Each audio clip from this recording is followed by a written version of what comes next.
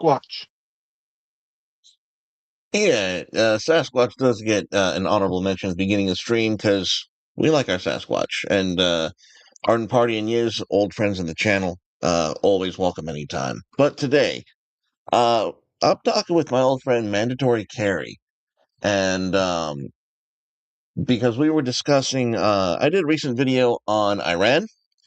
I gave some of my hot takes on that because I have a big fucking mouth. It was But more he like a also, warm. That was more of a warm take. really? Okay. But we also got back to talking about Ukraine and Yeah. some of our differences there, because I have not changed my mind on Ukraine. Personally, I'm rather I don't Ambivalent. want to. Yeah, I'm pretty sure I was right on this one. Like we should not have gone. Like it. But anyways, All right. Well, um, you want to kill some time while people wander in off the street? yeah, let's go ahead. Let's kill some time before we dive into the meat of this. So let's get a few warm ups up. So let's bat it up. Um, what's on your mind? Because I really Well, did I, not come prepared. I was thinking maybe that scientist. The scientist. All right. That was on Discord. Okay. Oh, let me open link. Using site. And all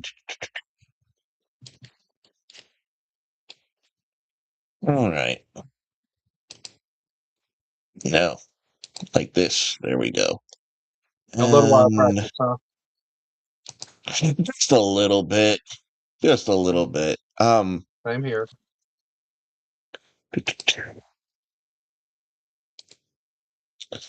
Here we go.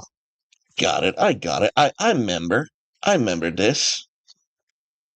All right. So we have a Daily Mail article about a NASA scientist who died 3 times, saw the same thing every time, and it wasn't the pearly gates of heaven.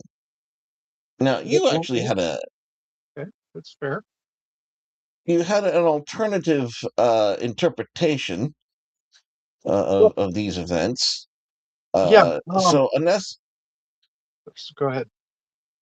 so unless the scientist claims she did not just die once, but 3 times, and saw the exact same thing each time. Her name is Ingrid Honkala, age 55. Said she had near-death experiences at the ages of 2, 25, and 52. All right.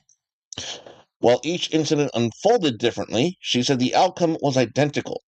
She entered a strange state of complete calm, with no fear, no sense of time, and a feeling of separating from her physical body. She also described it as becoming, quote, pure awareness, immersed in what she calls a vast interconnected consciousness filled with light, clarity, and peace. She also claimed that this was not a fleeting hallucination, but a consistent experience she returned to every time she came close to death. The scientist now believes these moments offered a glimpse into what lies beyond human life, challenging the idea that consciousness ends when the body shuts down. Her claims, which blur the line between science and spirituality, are already sparking debate over what really happens when we die. And despite skepticism, she insisted the experiences were more real than anything she had felt in the physical world. I'm gonna cut it off there. I don't think we need to go any further. Not really. That is that's a good synopsis of what is going on here. So, with that in mind, let us return to our original presentation. So, what is your take on this? Um, she never used the word heaven. but the description she gives is exactly like every other description I've ever heard of heaven. All right, there are people who've had near death experience, and they say they went to hell. Um, one in particular, I think, well, he wrote a book, and I think it was 28 Minutes in Hell, something like that. Huh. Oh, yeah. Uh, what he described is being in absolute darkness and utterly alone. And I that's a I consistent know. theme as well. Yeah, I've known of one other person who actually has had a near death experience and remembers what that experience was. Because let's face it, there are people who quote unquote die all the time. What's not common is having any recollection of it. That's what's uncommon. Most people don't remember, as as as is per usual course. I've only I've only run into the account where all they feel is the darkness, and I believe that to be more typical.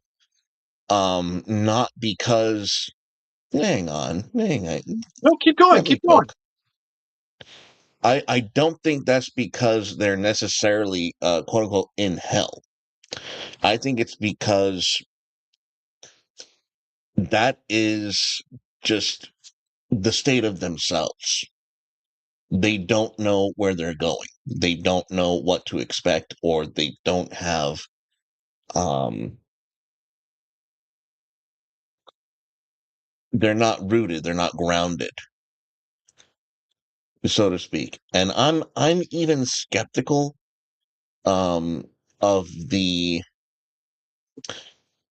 I've always been skeptical of those who say, "Oh, I went to heaven, I met so and so, we got together and all this stuff." Like I've all of those books where people talk about their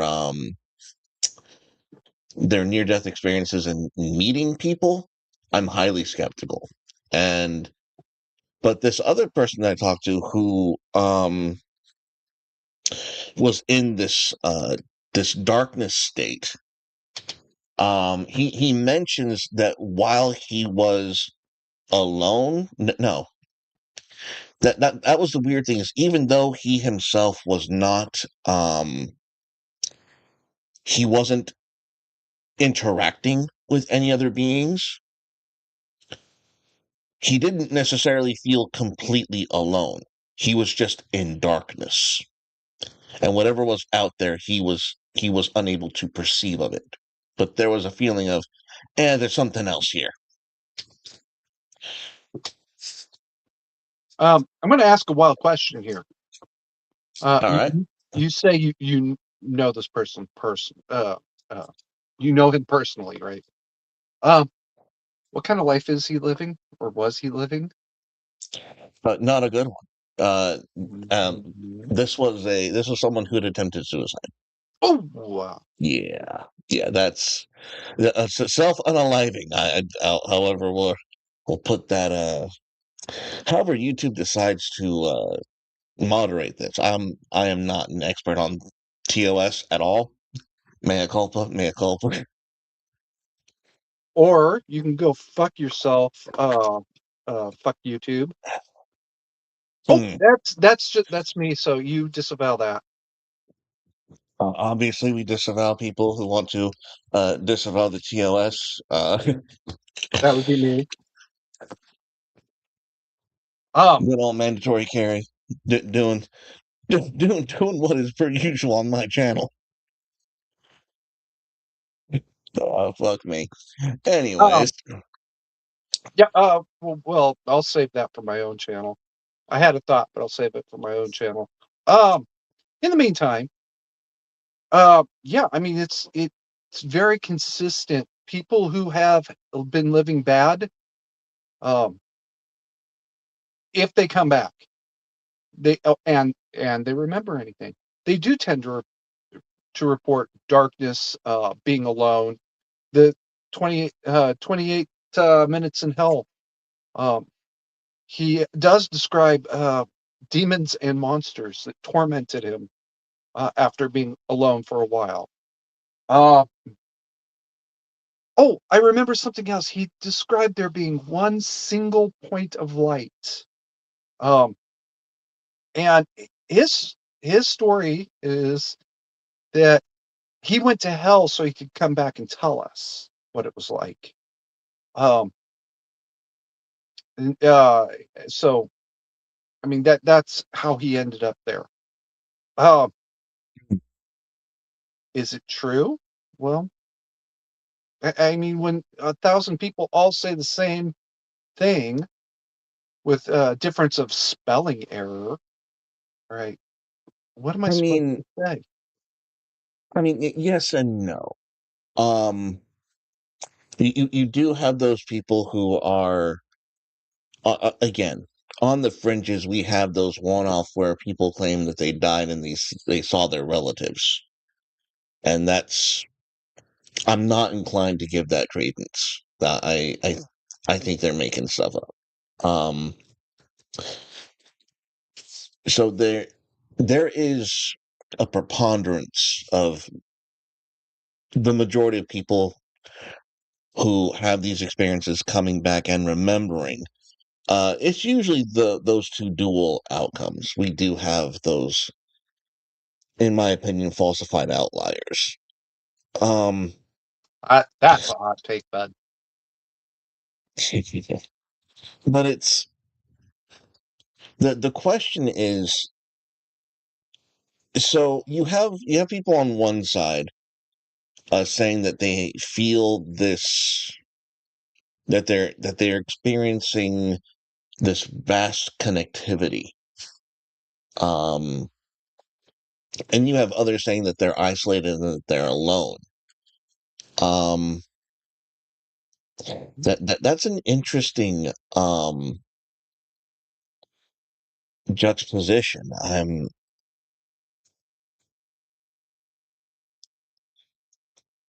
Well, I mean, yeah, It, I also believe that heaven is at least in part what you want it to be, right? My version of heaven, hmm, not everybody would agree. Um, versus yours, I'm sure a lot more people would agree. Why did you mute yourself? Um, so you you you'll gotta, see, you'll see. you got to kind of factor that into it a little bit. Is holy shit! That's why. Oh fuck, dude. What? What? What? This is the second time I've ever seen his face. You've seen my face several times. Stop lying. No, no, Stop just bullshitting. now and once on Exile's channel because I totally Really? freaked out. I did. I totally freaked out because I thought you had a beard. Um, I did Oh well. a while ago, and actually, the mutton chops went away. Hang on, I gotta fix this camera. This position is not doing it for me. Give me a sec. So yeah, that's let me just move my camera real quick.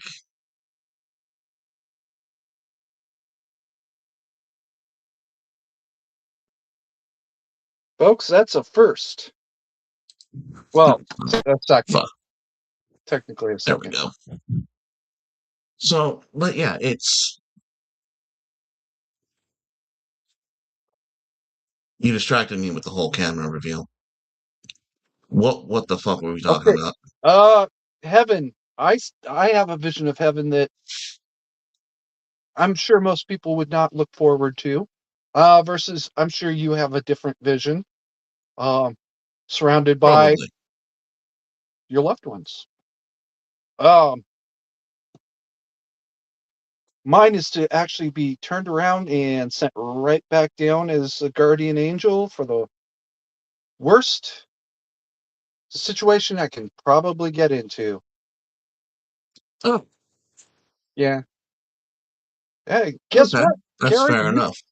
You've got to keep this IED alive. for another 8 months. Oh, Jesus. Okay, well, here we go. Back to the front. All right, so we're about 15 minutes in. So let's dive into this Yeah, the Iran, the Ukraine, the entire uh, the penchant for war to break out over things that are not the United States business, yeah. pretty much. Um, What was well, your take on Ukraine that you disagreed on me with? Refresh my memory.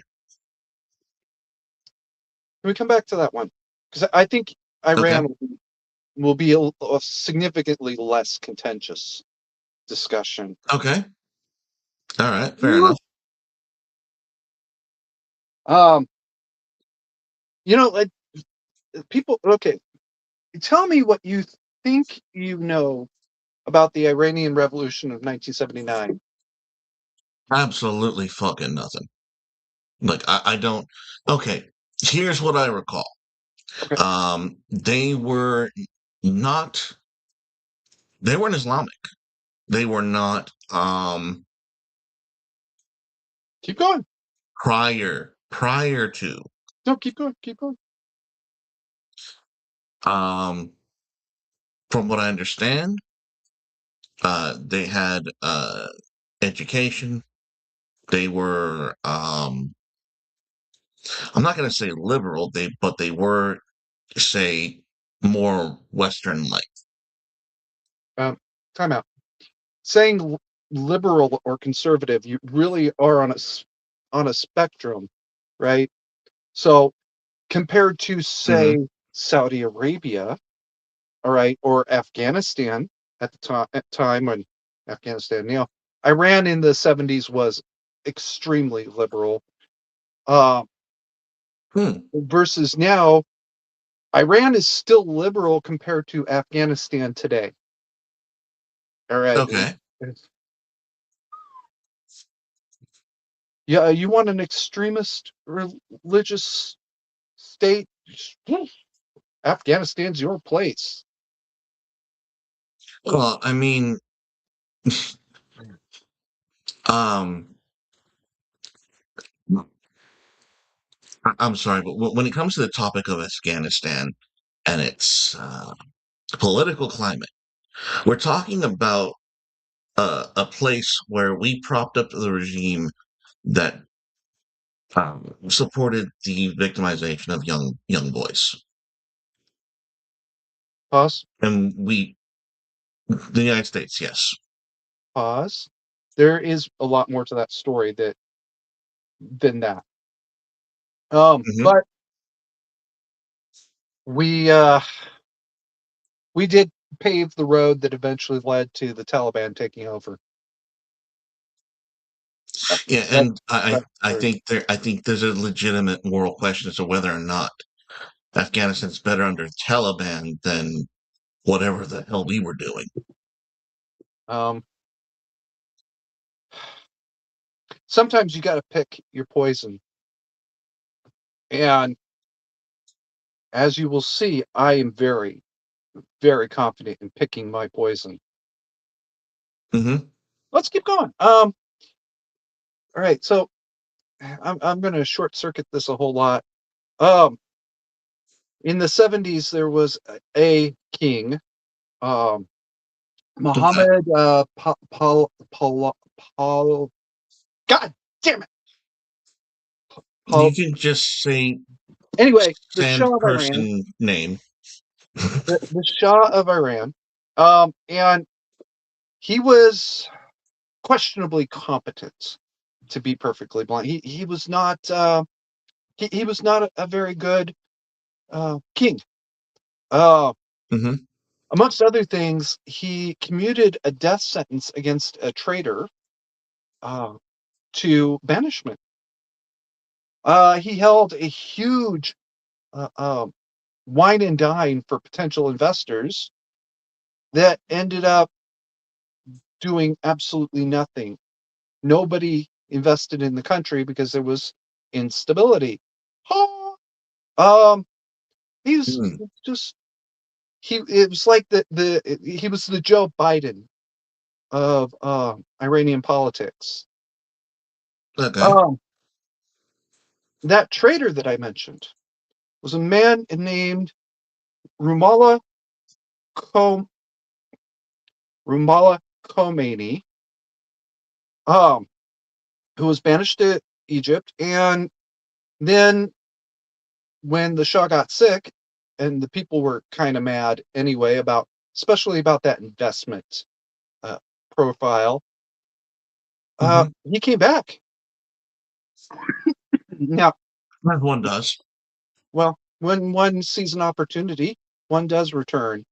Um, People think that the Iranian Revolution was the majority Muslim population. No, the majority population of Iran is actually Zoroastrian. Um, I Okay. I more recently found that out than, but anyway, um, but the revolution was propped up by Russia. It was Hmm. founded and it was propped up and funded literally until the day that Ramallah came back from Egypt and co-opted what had been built.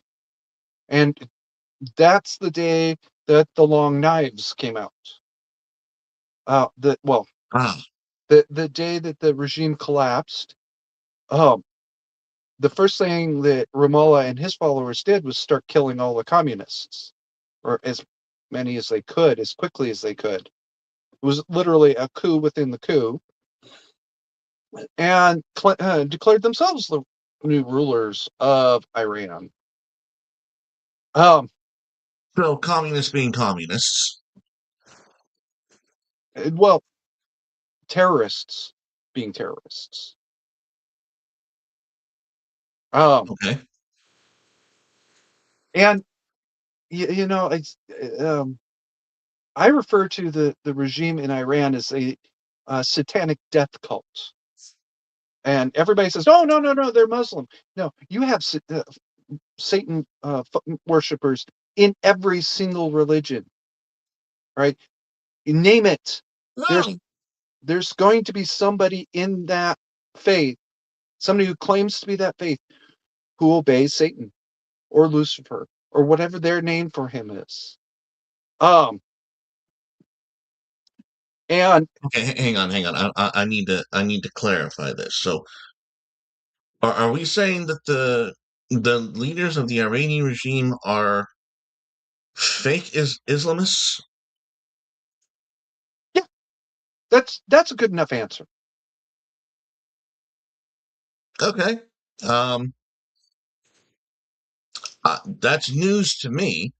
Um, so continue on with your um Yeah, with laying the foundation. I do have a few follow-up questions about the nature of the regime, the consequences of the regime, possible justifications for eradicating the regime, and just my overall very basic bitch understanding of that entire situation. So that's fair. go forward.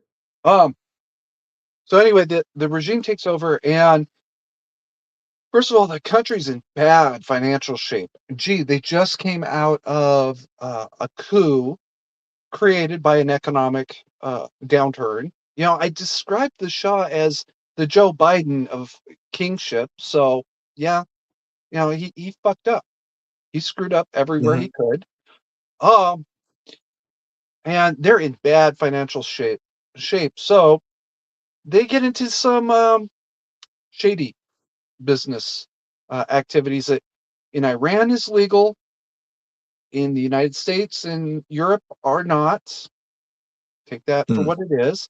And they find themselves in a great opportunity, not just to make money, but to gain influence over other parties. Um, Okay. so now we flash forward uh, to 11 September 2001. Okay. Four planes crash, two into the World Trade Center, one into the Pentagon, and the fourth into a field in Pennsylvania. The whole Yes. world explodes. Oh, everybody's ready to fight, right? Even the Taliban was like, we may have fucked up here. And I want to clarify something. The Taliban was the rulers of Afghanistan. Al Qaeda was guests in their country, and it was Al Qaeda that Mm. attacked the United States. That'd be like saying, the, if during World War II, if one particular battalion, or one particular club, really, political club in Japan had bombed Pearl Harbor, but not Japan and the Japanese Navy. Um, Oh, um, the whole world's ready to fight, and the Taliban's not going to hand over Bin Laden because, in their custom, they can't. Um, so fuck you. We're going to come in there and take him ourselves. And in the process, the Taliban fought back, and we ended up invading Afghanistan. Um, Now, I know nobody believes me, especially because of the Jalalabad raid, but the majority of the Taliban ran to Iran, including the majority hmm. of the leaders that survived this period. I know Bin Laden supposedly ran to Jalalabad and hid out there for the next, what was it, 6 years, 8 years, whatever. Um, but the majority of them went to Iran, and Iran took them in, gave them shelter, and in the meantime, U.S. is looking for another fight. We're not done. All right, we're still Yeah. pissed. Yeah, we were all baying for blood at that point, to be honest. Yeah, you know what? You're right. Um, Certain parties, yeah, in Washington D.C. especially, we're looking at the world and saying, who are we going to fight next? And through 2002, the war drums are pounding. Um, and I keep hearing Iran. This name keeps popping up, or excuse me, Iraq, over and over and over again. Saddam, and thinking this must be some sort of strategic decoy or something, because Iraq's a sideshow. All right, it's not even worth the trouble. Um, Iran is Yeah. a real Iran is a real threat. So why are we even talking about Iraq? Um, but we kept talking about Iraq, and then in what was it, March or May of 2003, it's on. Shit. Well, I guess this is what we're going to do now, but here in a year or two, we need to deal with the real threats, which is right Okay. across the Persian Gulf. Um, so the now there's some interesting details about the invasion of Iraq that I'm going to get back to in a minute. But Iran, the Ayatollah and his advisors, they're looking at what's happening in Iraq, and they're thinking, we're going to be next. We're going to be next. We got to do Okay. something. So they start finding people in Iraq rather, who are disaffected by the U.S. invasion, and that was not hard at all. Like No, 90%, it wouldn't be. It 90%, wouldn't be.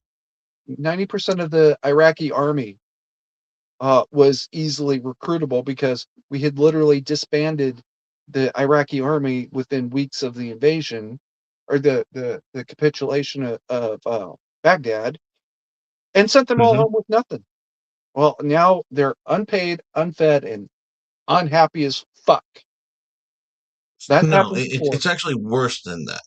Heck, Not worse. only are they unpaid and unfed, when they went back home, they had no water, they had no electricity, they had no infrastructure to speak of, because that's what happens when America decides you're the next target. It is a modern version of scorched earth. Slow down. We take out. All Some right, of that was slowing down. pre-existing. Really? Oh yeah, Okay. yeah. I'll. You know. Rolling blackouts were the It, norm in Iraq. okay. There's a difference between a rolling blackout and a Yeah, well, yeah. designated power plant. Um, yeah. It was much worse at this point. You're right. Yeah. Um, They had tons of motivation to defect. they had every. If I'd been in their position, I might have too. At that point, Of course. Why wouldn't you?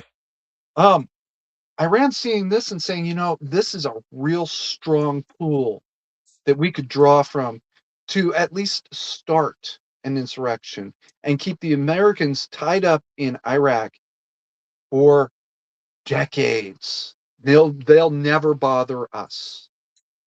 Um, and you know what? They, Okay. they were right. We're still tied up in Iraq now, not as badly as we were, say 2008, 9, 10, but we're still tied up there. They're right. That was an excellent plan. But wars cost money. Did you know that? No, this is totally news. I mean, Yeah. I thought that bombs were free. I thought that the Well, whole Joker meme of gasoline and bullets and all that shit being cheap was just it's cheap, right? yeah. Well, You don't need money to run chaos. no. Oh, you don't need money for chaos, but you need money for a war. Um, Yes, you do. yeah. The deal with the ISIS. ISIS was never really one specific body. It was actually like 100 or so militias that had united under one Okay. general flag. It'd be like if all of the counties of Nevada were technically separate legal entities, but we all decided, you know what? We're going to fight everybody else under one flag. Oh, which flag is that going to be? I guess we're going to call ourselves Nevada. Um. So anyway, the uh, the deal with ISIS was, we'll give you training. We'll give you training, supplies, guns, intelligence, everything else you need, and you're going to give us oil. Um, Okay. that was working out for a little while until ISIS did something very stupid. Folks, do not fuck with Persian money. They will kill you. That's it. Oh, They do not fuck around. Um, the ISIS started selling semi-refined oil to Turkey.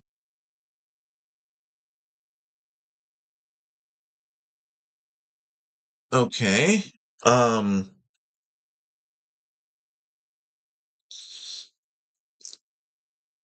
is semi-refined oil, is that marketable? Yo, very, very. Okay. I think they call it heavy and light sweet.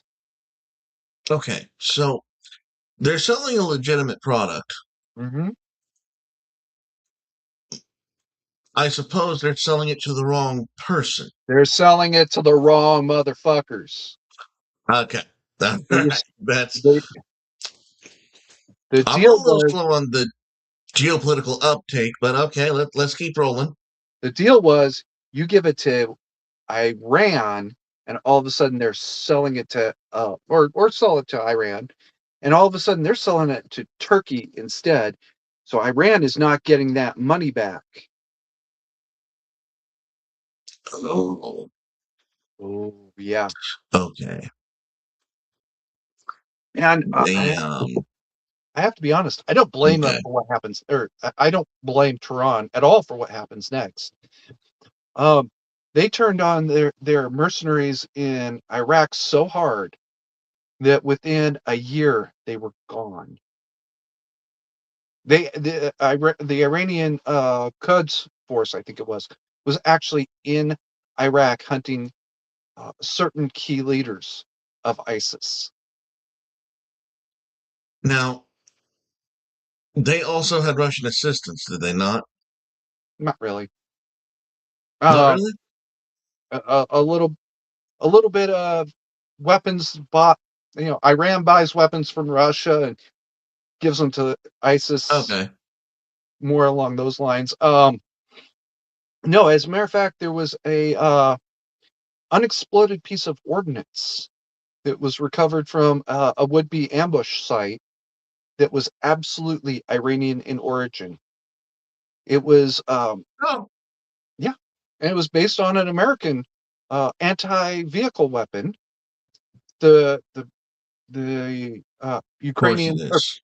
I'm sorry, the Iranians were able to reverse engineer. Well, we based it on something that we got off of the battlefields of Vietnam, that the Vietnamese got off of the Russians, and I think the Russians got it off the Germans. So, um, I knew the end of that chain was Germany. Don't ask me how I knew that. I'm like, he's gonna get back to Germany.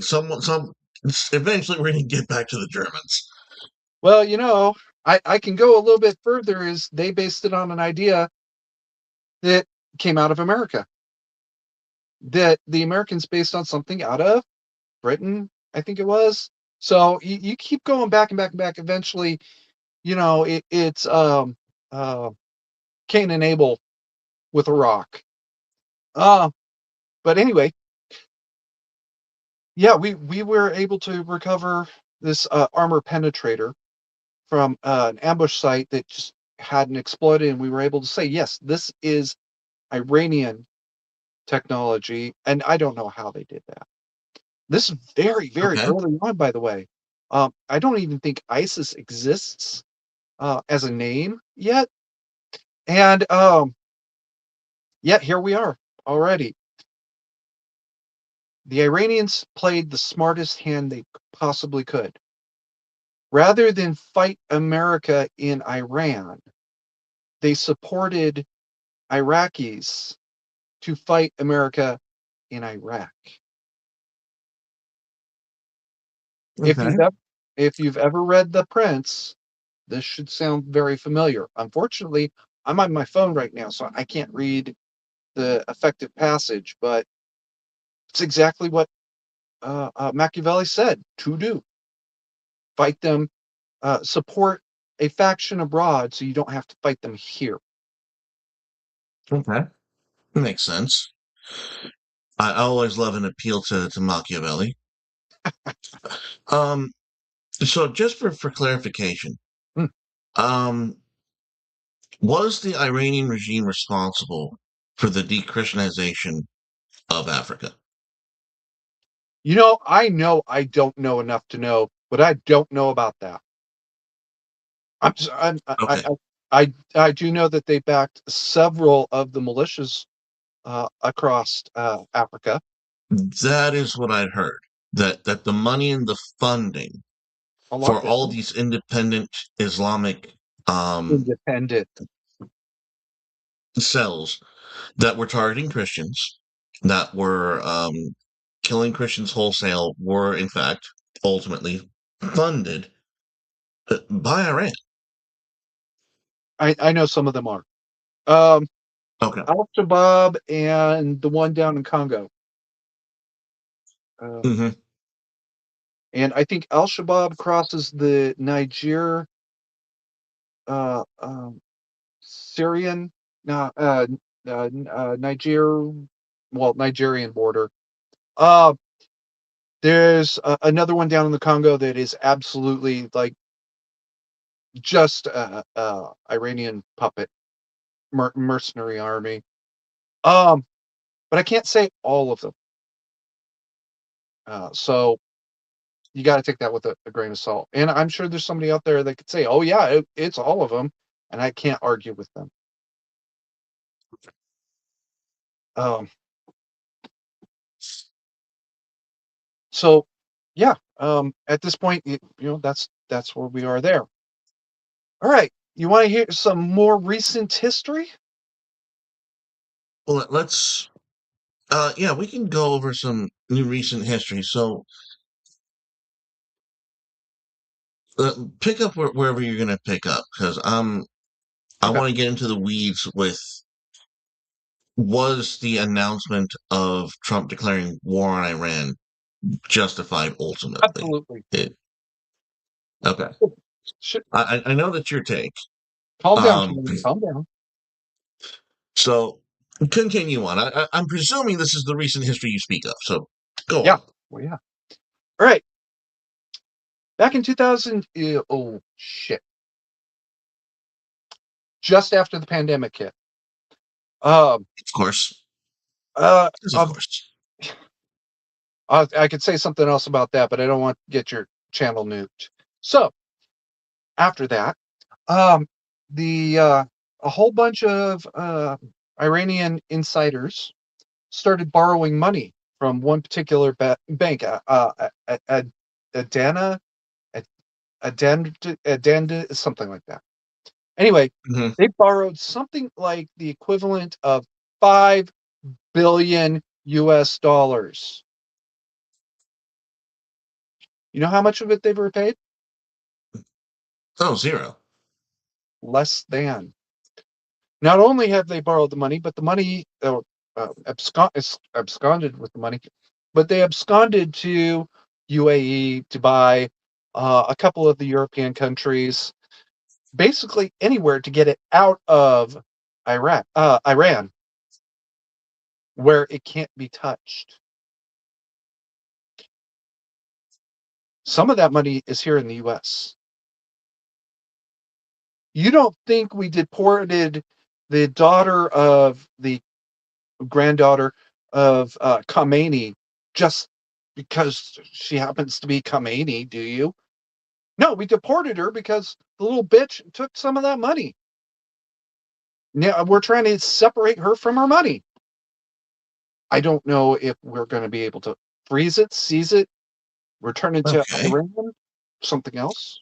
I don't know. We're talking about a bank. Hmm. Who backs the bank? Um, the Iranians who had invested in the bank, um, lost Okay, everything. so we are talking about uh, a native pool of wealth and resources. Yeah, Okay. and they lost everything. Okay, so this is a very very bad situation. Does this remind you of some other historic event that happened in the U.S. Maybe? It sounds like nearly every Wall Street bailout. I was thinking of a much more specific event. Black Black Friday, the day that the stock market collapsed in 1921, Oh, the Great Depression. the Great Depression. Um, Okay. one of the knock-on effects of that was we had lent Germany a shit ton of money to help them recover from World War One, and all of a sudden we needed that money back. So we called those notes. Um, Germany Oh, went into free fall.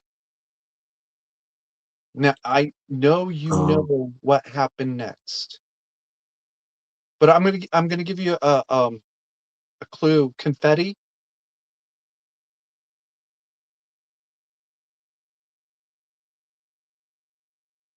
Okay, we got some dead air, so okay. I can see the Yeah, squirrels working, but confetti.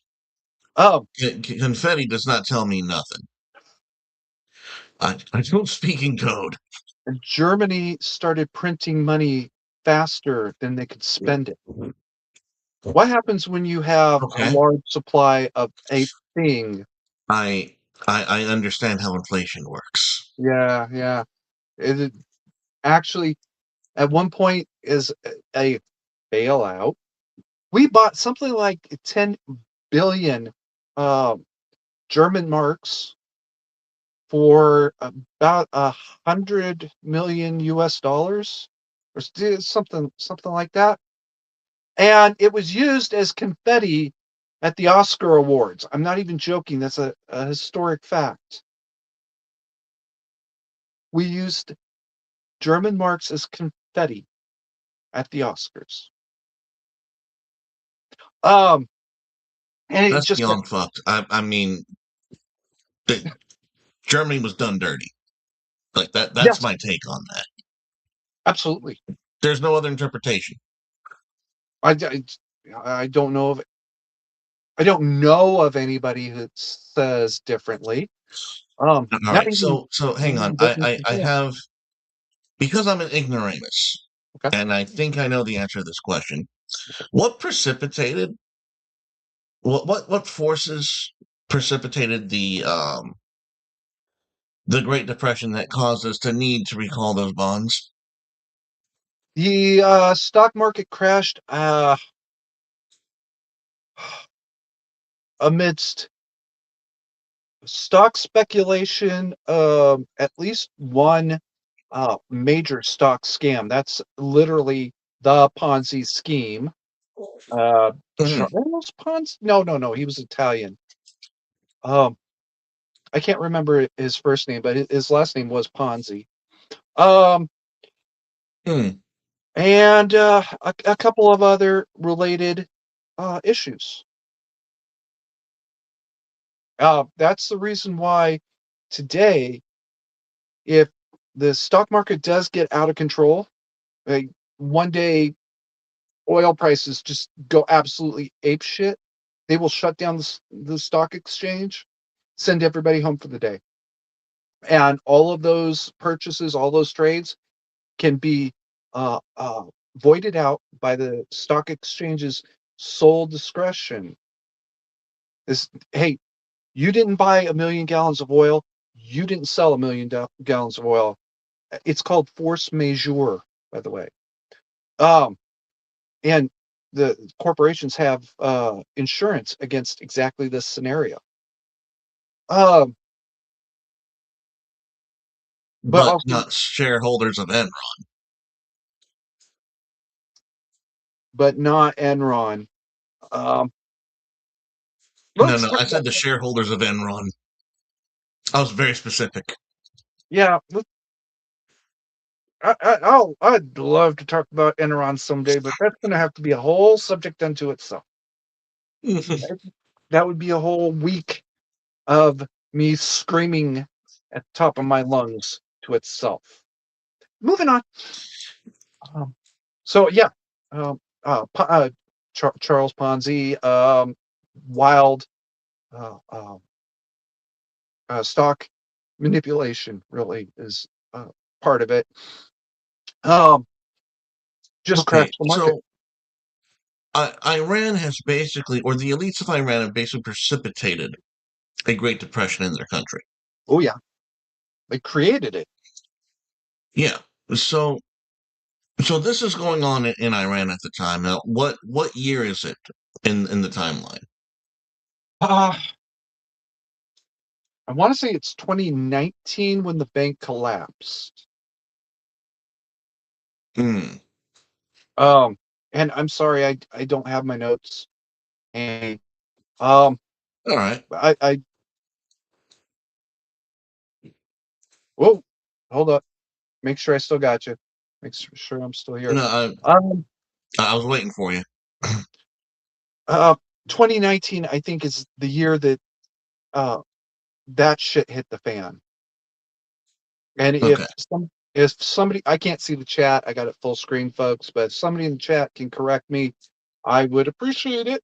Um, so anyway, yeah, they what they did was they raided the national treasury.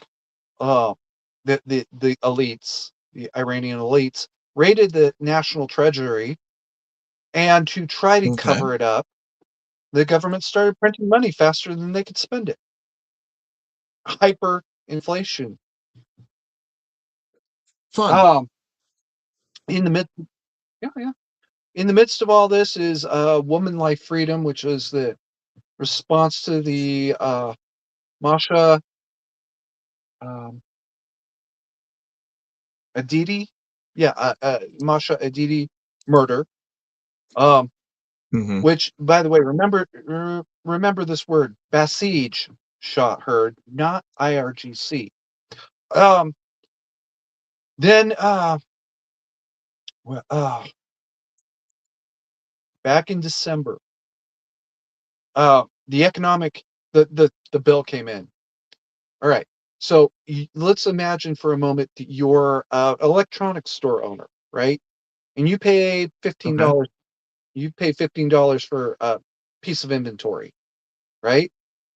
You put it on your shelf and you mark it for $16. That's what you're expecting to sell it for, right? But that hyperinflation has turned that $16 into about $8, except it's not even that bad. It's more like 16 cents.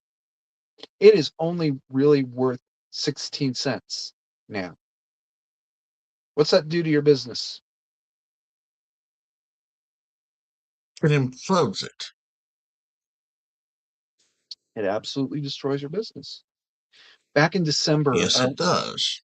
around the 25th, 26th, something like that, uh, shop owners in Tehran in particular began to protest economic conditions by refusing to open their stores. They refused to turn the lock on the door. Okay. Um, the regime was not fucking happy about that at all because remember, I said electronics. I'm also talking grocers and butchers, bakers, um, uh, toy, toy stores, right? Shirts, Okay. anything, right? They were all refusing because they couldn't. They were out of business. They were literally inflationed out of existence.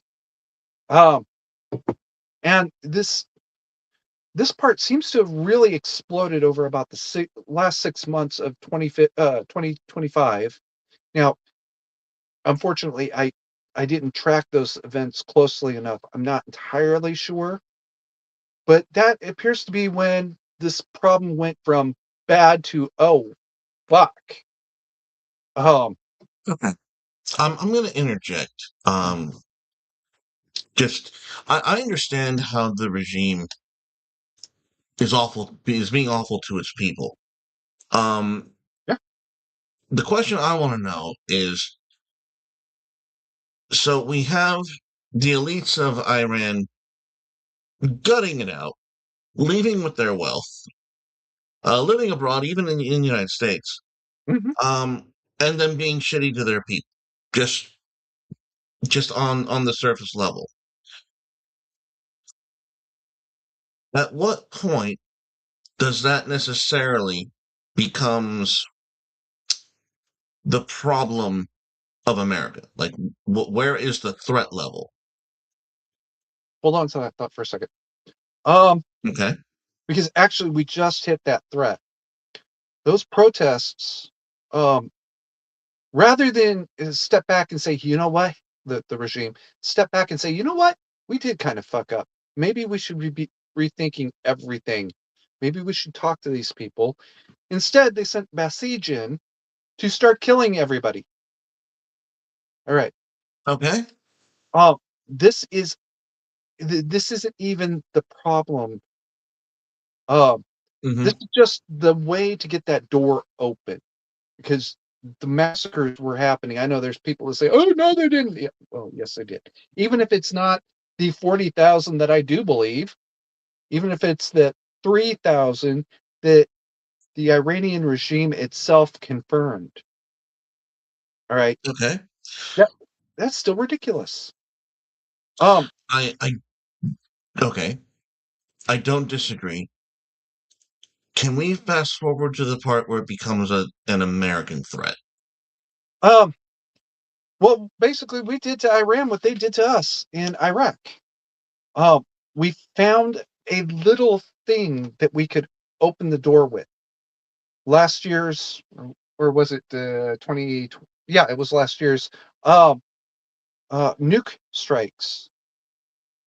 when we took out the four-door plant or facility. Even at the time, Okay.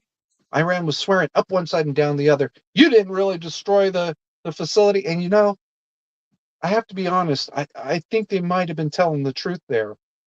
We gave them so much warning about what we were going to do that even if we did absolutely collapse every last inch of those tunnels, they still got the material out. They had what 3 weeks of warning.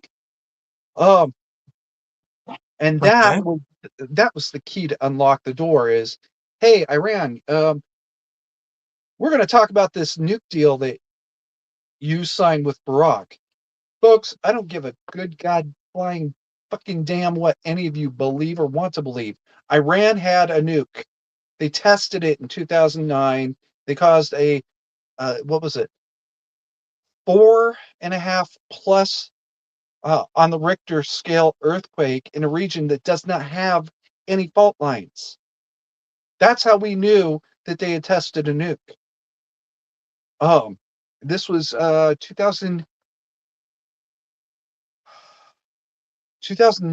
ish. That they tested, and it was an underground nuke. And there's three things that happen when you test a nuke underground. There's an earthquake, which is very significant. There's Hmm. hydrogen escaping, and then there's one other gas that happens to be heavier than air, but escapes faster than the hydrogen because the hydrogen dissipates into the cracks in the ground. So it actually takes it longer to escape.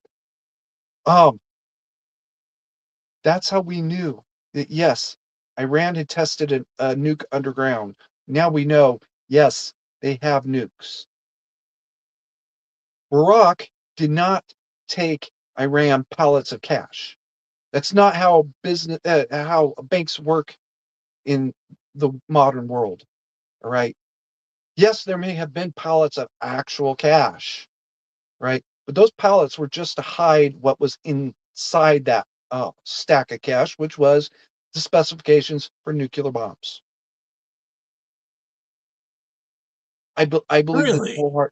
I believe this wholeheartedly because it does not make sense to load up a big pallet or two, and the specifications on how to build a nuclear bomb can be as small as two of this guy. It's Okay. all with a external hard drive. An external hard drive about the size of my head would be more than enough to have all of the information you needed, um, including how to build the Okay. equipment, how to build the bomb, how to refine the material, everything. You could start from scratch. And the idea that Iran is too stupid to do today when calculators are more, a calculator is more powerful than all of the computers on Earth were in the 1940s. That's just insulting. I'm insulted. I'm offended. Um, You're insulted on behalf of the Iranian regime. on behalf of the Iranian regime, I'm insulted. I also kind of feel like my intelligence is a little insulted, but theirs is much more so. Um, yeah, believe it or not, Matt, I really do respect the Iranian regime. All right. I don't think they're retarded. I don't think they're uh what is it called? Psychotic? Yeah. Hmm. They're not psychotic. They see things that are really there. They hear things that are really there. They don't see and hear things that aren't there. All right. And they are Hmm. intelligent.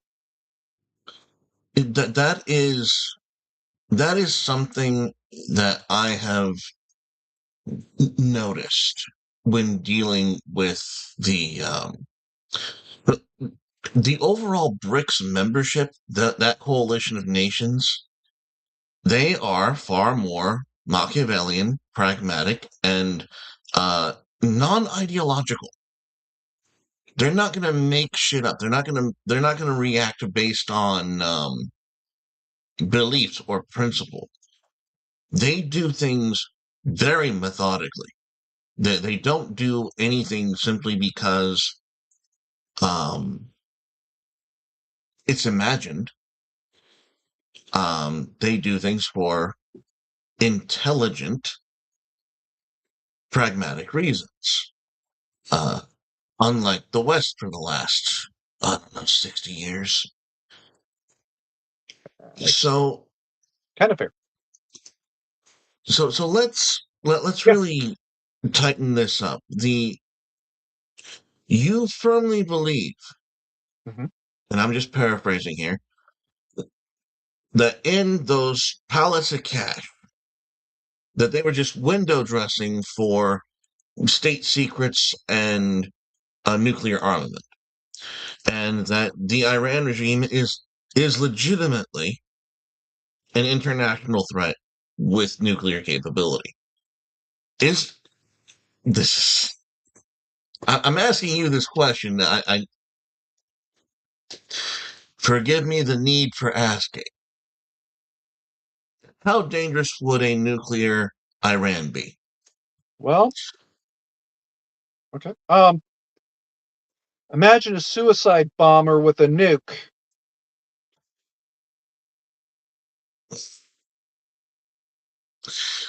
Okay, let me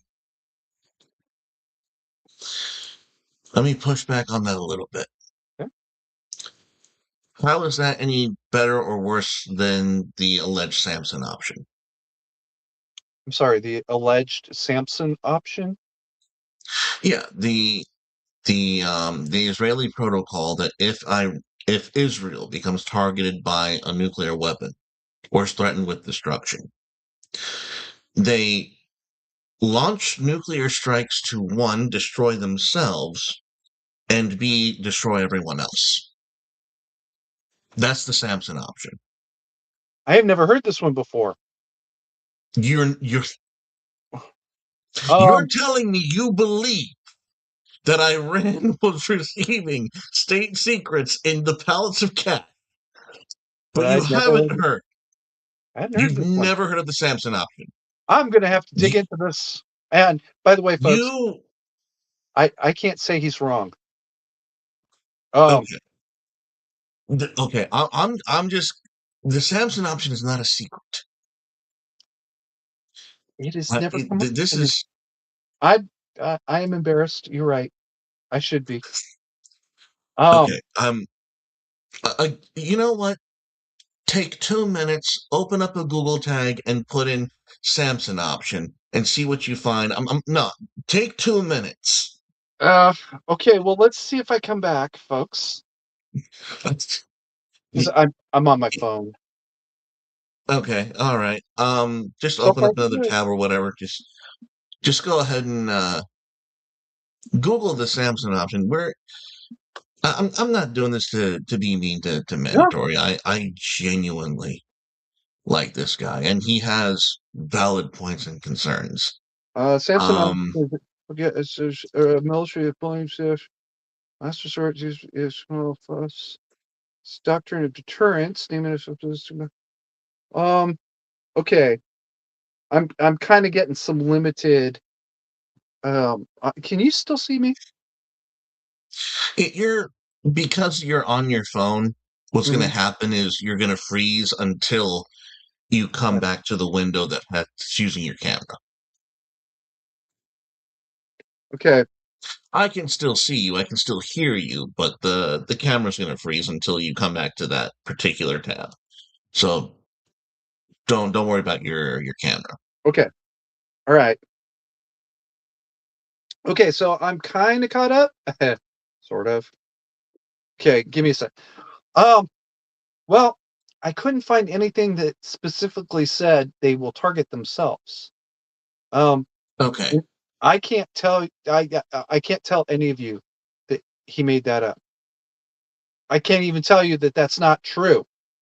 Um, that's pretty extreme. If you've decided suicide is much better than surrender, well, okay.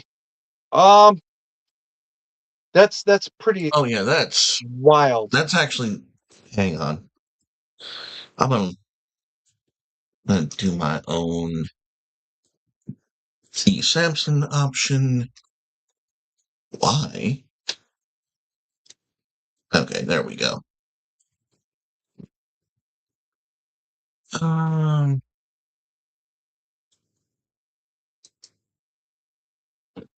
Hmm. I just pulled up the Wikipedia on Unfortunately, this, that's what I found too. so yeah, go ahead and shame me for looking for using Wikipedia.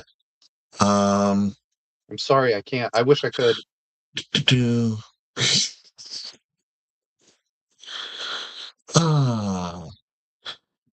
Although nuclear ambiguity, Israel refuses to confirm or deny has nuclear weapons or to describe how to use or to describe how it would use them. A policy of deliberate ambiguity, known as nuclear ambiguity or nuclear opacity, is their uh, modus operandi. Um, Oh, excuse me.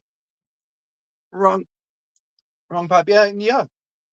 I mean, I tell you all the truth. Nobody believes Israel when they say they don't have nukes. no one, absolutely no Um, one believes that. how they how they tested them without Okay, getting caught is another question.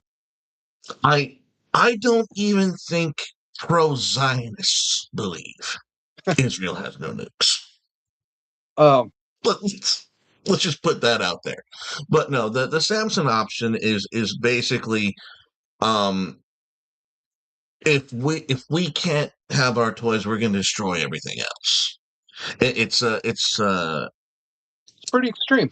Um, yeah. So that's when I ask you how dangerous is a nuclear Iran, you tell me, well, suicide bomber with a nuke. I'm like, well, um, we already kind of have that well, no, out no, there in the no, world. no, we don't. Slow down, slow down.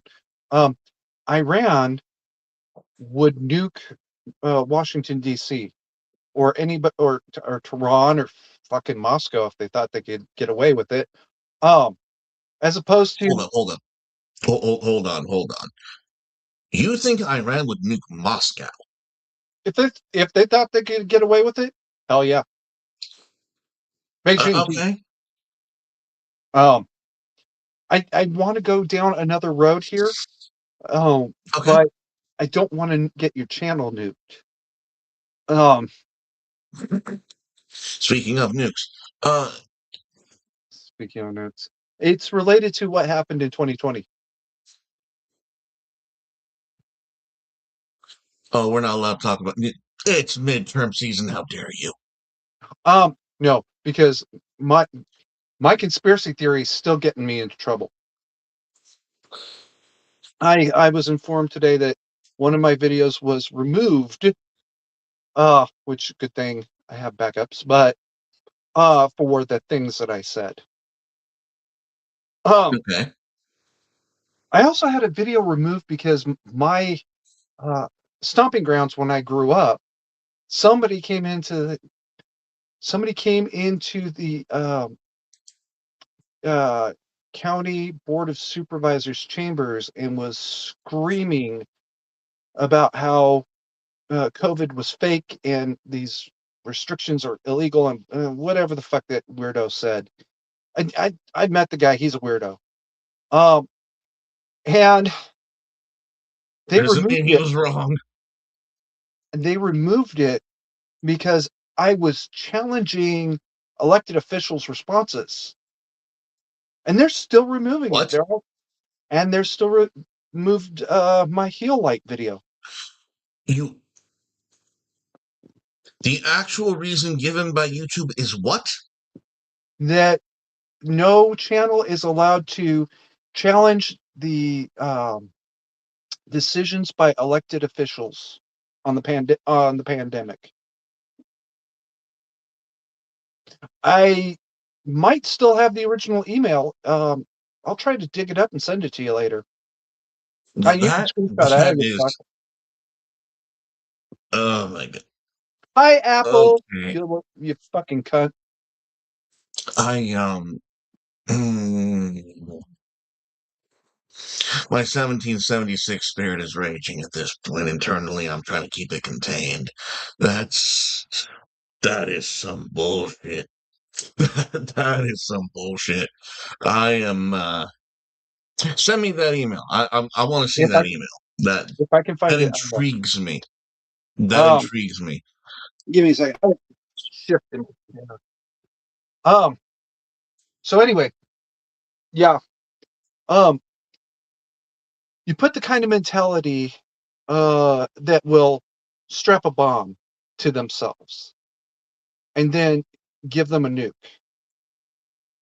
Whereas Israel doesn't have that kind of mentality. They'll shoot back. They will absolutely fucking shoot back. They will shoot back 3 times. Once for the bullet, once to kill you, and a third one just for spite. All right. Um, but they don't start the shit. Um, I mean, unless something prods them. Like Donnie little admission, what was it, 2 weeks ago, 3 weeks ago? Please do share. You don't know? Oh, a reporter was Not asking just for him, my sake. you know, oh, okay. A reporter was asking Donnie if Israel had forced the United States into this war with Iran, and he said, no, no. If anything, I forced them in, or we forced them into it.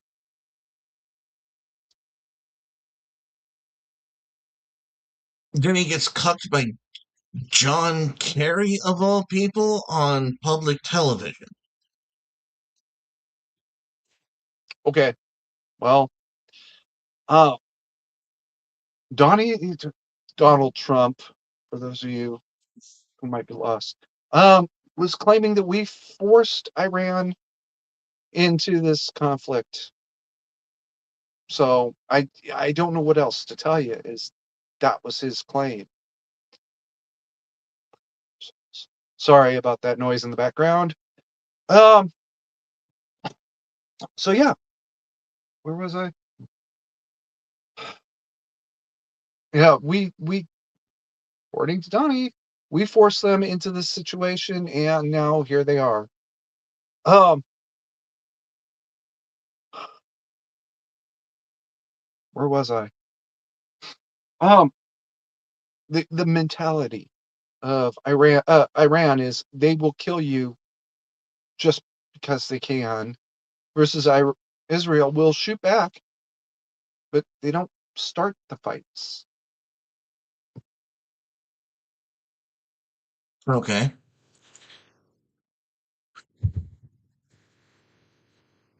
Sorry, getting sick also made me obsessed with brushing my hair. I don't even know what the hell happened there. I'm Or gonna something. I have thoughts on that because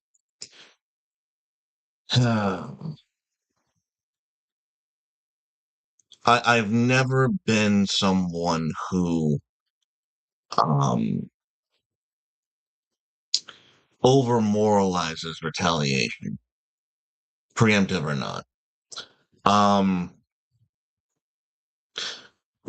so that's basically the lay of the land with what has occurred between America and Iran, Yeah. generally speaking. There's Um things that I've skipped over, but yeah, generally speaking. okay. Um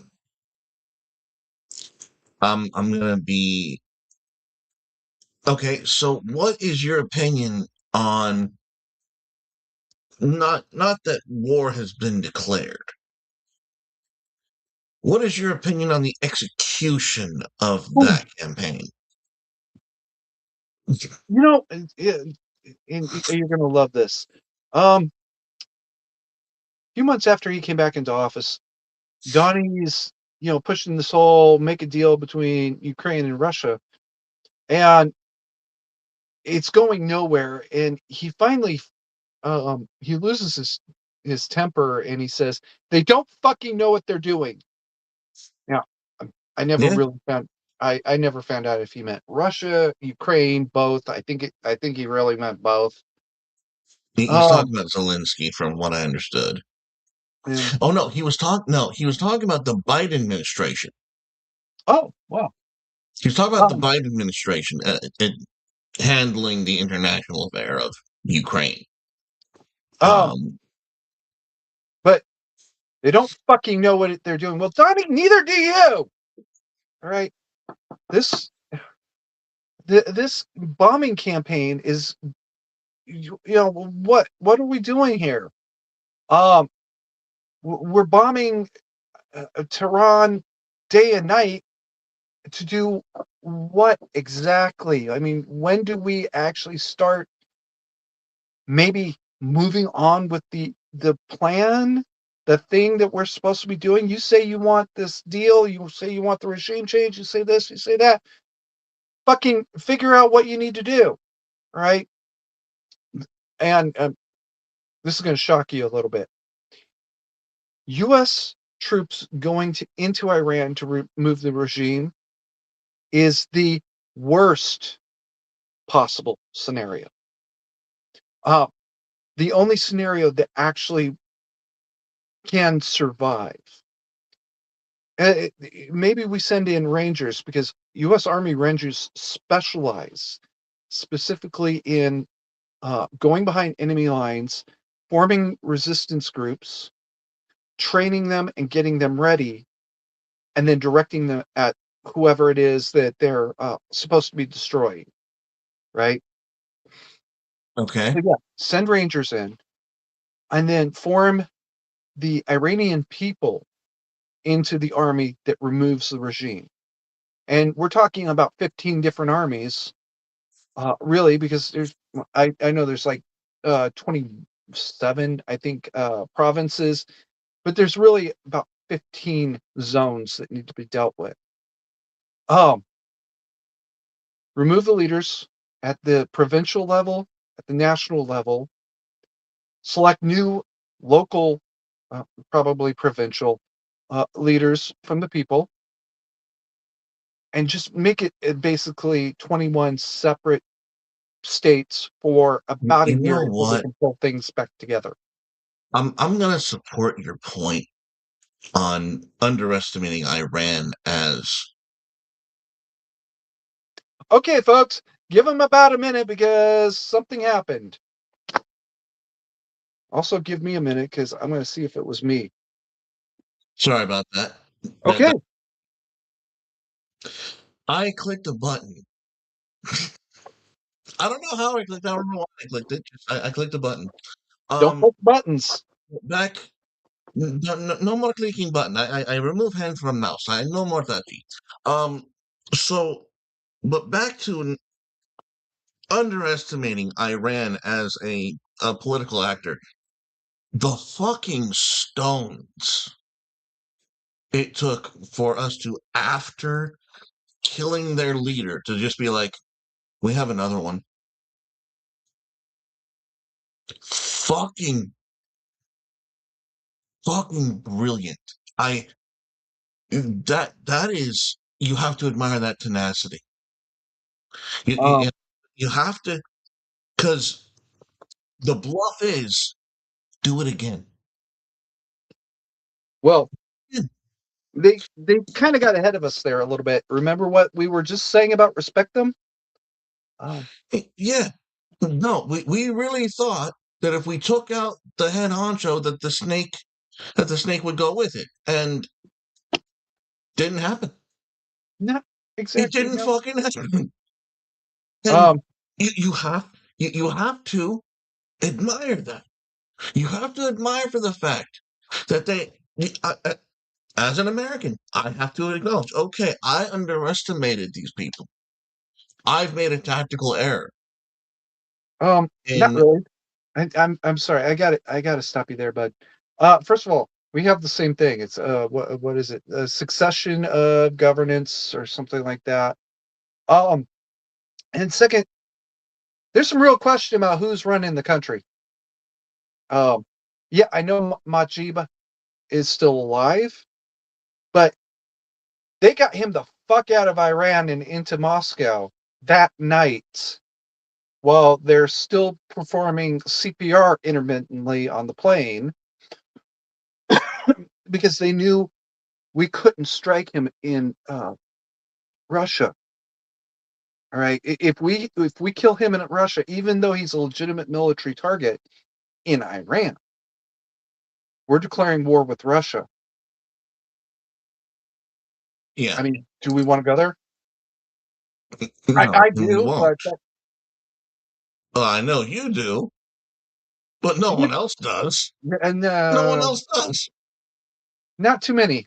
It's a Okay, pretty short you list. and okay, you and John Bolton. Oh, I think a war with Russia, a declared war on Russia, would make John Bolton come. okay, let me rethink this. When you find yourself on the same side as John Bolton, Tell me I'm wrong.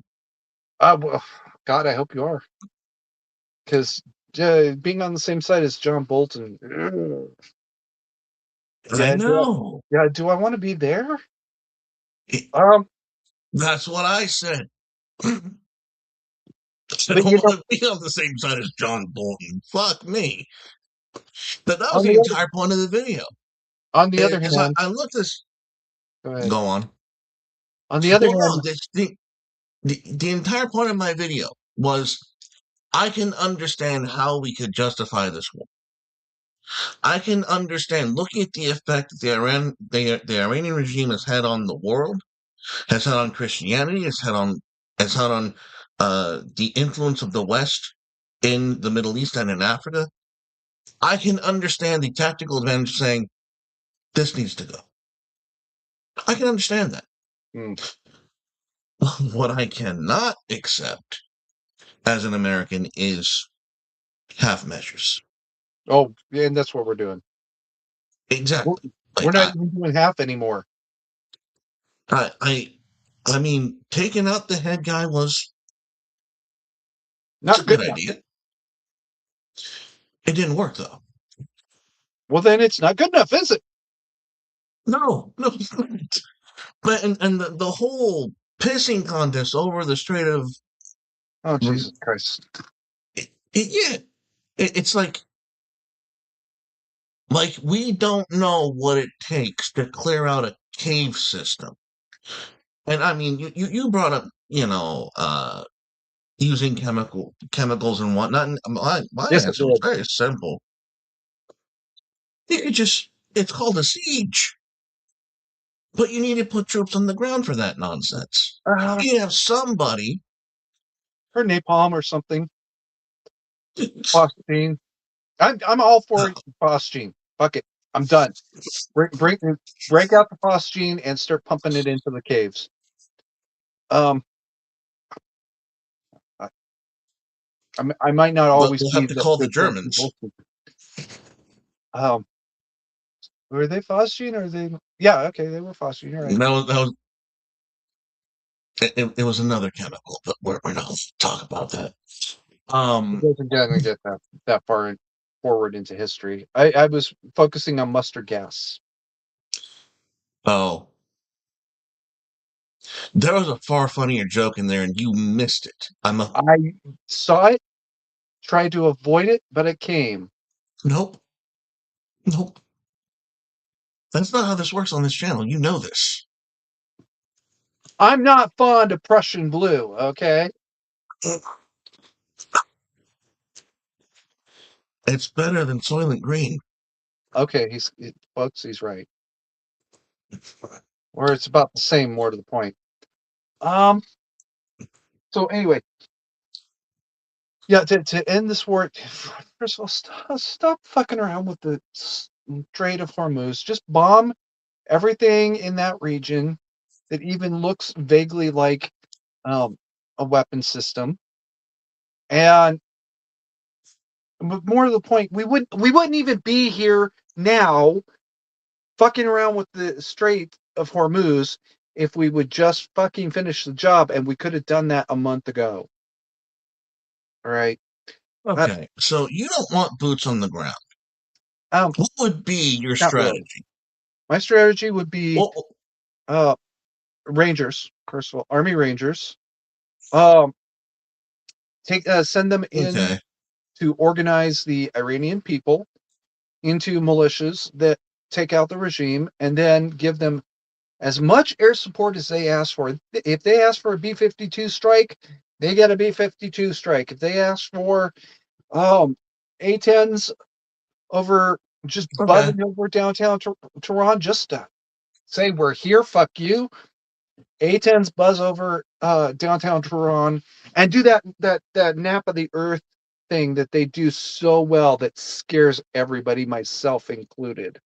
Um, as much logistical support. If they say they need 100,000 uh, 2.5 ton trucks to ship shit, 2,500 2.5 ton trucks suddenly appear right there on the beach. I don't give a shit. I really don't fucking care. Um, as much logistical support as they need or they want, as much air support as they want, as much training as we can beat into their heads, and let them uh, kill or capture the regime. And the ones that survive, they all get hung from lampposts or burned alive. I'm sorry, they can be burned alive too. not a tear will be shed from my side. Oh, Uh, okay. but that was my issue. Is I'm not saying Iran doesn't deserve what's coming to him. I cannot condone how it's being done. Like this is forever war shit. I didn't vote for forever war shit. I'm I not happy voted about this against either. forever war shit. Huh? No, I'm not happy about this either. It's ridiculous. Okay. It's like both sides are using Hormuz as some way of not dealing with the real thing. Oh, hey, we're going to start attacking ships in Hormuz. That'll distract the Americans. Okay, we'll start letting them attack ships in Hormuz, and we'll start attacking them in Hormuz, so we don't have to deal with the real issue, which is whether or Okay. not the Okay. regime is Hang going to on. live to see next year.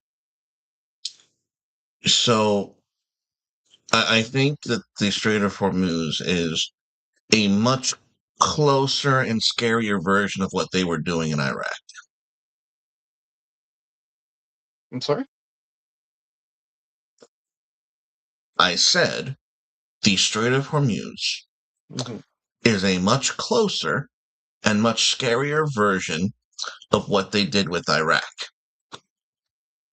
Every time they fuck around with that strait, every time they mess around with that nonsense, every time Donald Trump comes out Monday morning and says, we got a deal, whatever the bullshit is, um, we get fluctuations in that stock market. We get a fluctuation in gas prices. We get civil unrest and uncertainty. So we're not able to move past it. There's too much drama on the civilian front for us to justify moving forward militarily. They're doing a political version of Iraq with their own strait. It's a dangerous game because all it takes is Trump saying, I'm not. If Trump gave less of a fuck about gas prices for a week, This will be we could over. have this shit solved in 2. Oh yeah. Um, we can have this. Yeah, in 2 days. I'm not even talking about nukes because, right? I don't know who your followers are these days. Um, I think Matt knows this, Neither but do I. well, I think Matt knows this, but I actually have a meme out there that says "World Peace" at the top, and where Iran is now is blue, and it says The Sea of Iran, and I'm not even joking. All right, people think I'm joking. No, all right, it would take every single nuke on Earth, and the most we would get is about 20-foot depth. All right, but we could totally remove that country from the face of the Earth, and it would be the irradiated Sea of Iran, which the word irradiated is actually in there, but it's so small you can't really read it. Um, and fuck Okay. it. I'm okay with that plan too. Um, Now I could say a whole lot more about how we got to that point, but I'm not going to right now. Um, to end this war, send those rangers in, start getting those people organized to remove the regime themselves, and then the people of Iran can try Motabji um, in absentia, and that means he will never ever leave Russia because if he does, he doesn't have any protection. That's the only Okay. thing that's stopping him from being hung too. And fuck him. All I right. don't give a shit. I don't. All right. I'm going to take a quick break. Okay. And when I come back, we're going to talk about Yeah. segue this into Ukraine. All Okay. right. Give me a couple minutes, folks. I'll be right back. Okay, folks. So I'm here all by myself. Um, I don't have the chat open. I don't know what's going on there. I'm a mandatory carry. I believe that had the founders foreseen the future, they would have written a very different Second Amendment. A well protected state being necessary to the security of well protected people being necessary to the security of a free state, the duty of the people to keep and bear arms shall be enforced. For those of you that say, "Oh no, they wrote it perfect," well, okay. How's that whole "shall not be infringed" shit working out for you? Hmm? Oh, um, I have a, I have had on my computer since 2017 a amicus for the Supreme Court to explain to them what the difference between an assault weapon and literally everything else on Earth, including machine guns, is. And it is a two-part pass-fail test. You pass both parts, or it's not an assault anything. It's just semi-auto, automatic. It might be a lot of other things, but it's not an assault anything. Um, let's see. I'm still trying to stall a little bit here. Um, oh, I am also pod home. Most people don't realize this, but I sincerely believe in advocating for the homeless. Pod home is an idea I had to use Japanese pod hotel style homeless shelters. And it's not good for everybody. It's not perfect for everybody. In fact, it's not perfect for, oh, here we are. It's not perfect for anybody, but it's a reasonably good idea for single adults. And take it away, Matt. Now, Okay. I heard about your tism on the Second Amendment front, and in spirit, we all want something more efficient than what we currently got. But when you tell We're the going to do government it. to enforce something, Yeah, it's I, always I'm to the aware. interpretation of said government in power, and that's the one fly in that fucking ointment, isn't it? Um, but on to Yeah. Ukraine. Yeah. Okay. Move on. I'm going to say something here you probably ain't going to like. Probably, but go on. If we had stood up to Russia in February 2022, we would not be here now with Iran. Um, Joe Biden. Okay. Joe Biden showed the world that the U.S. is weak. We're divided. We can't get our shit together. Um, and Russia tested that in Ukraine, and they found that yeah, actually, we can get away with a lot. Um, uh, Iran saw that and said, "Hey, we can get away with it too." So then Hamas decided, I believe they were ordered by Tehran to strike Israel. That would be October 2023, um, which I'll come back to that in a minute, but hold that number in mind. Um, that when they found that the response was basically nothing, right? Mhm. I mean, Israel attacked Hamas. So what? They're mercenaries. They're literally they're literally expendable. All right. Yeah, I don't know if you know this. I didn't know it until earlier this year. Um, there's something called pay for slay. Or no, yeah, pay for slay program. The Palestinian government will pay families for their children who die fighting Israel. Fighting Israel. They get about $50 if their kid blows himself up.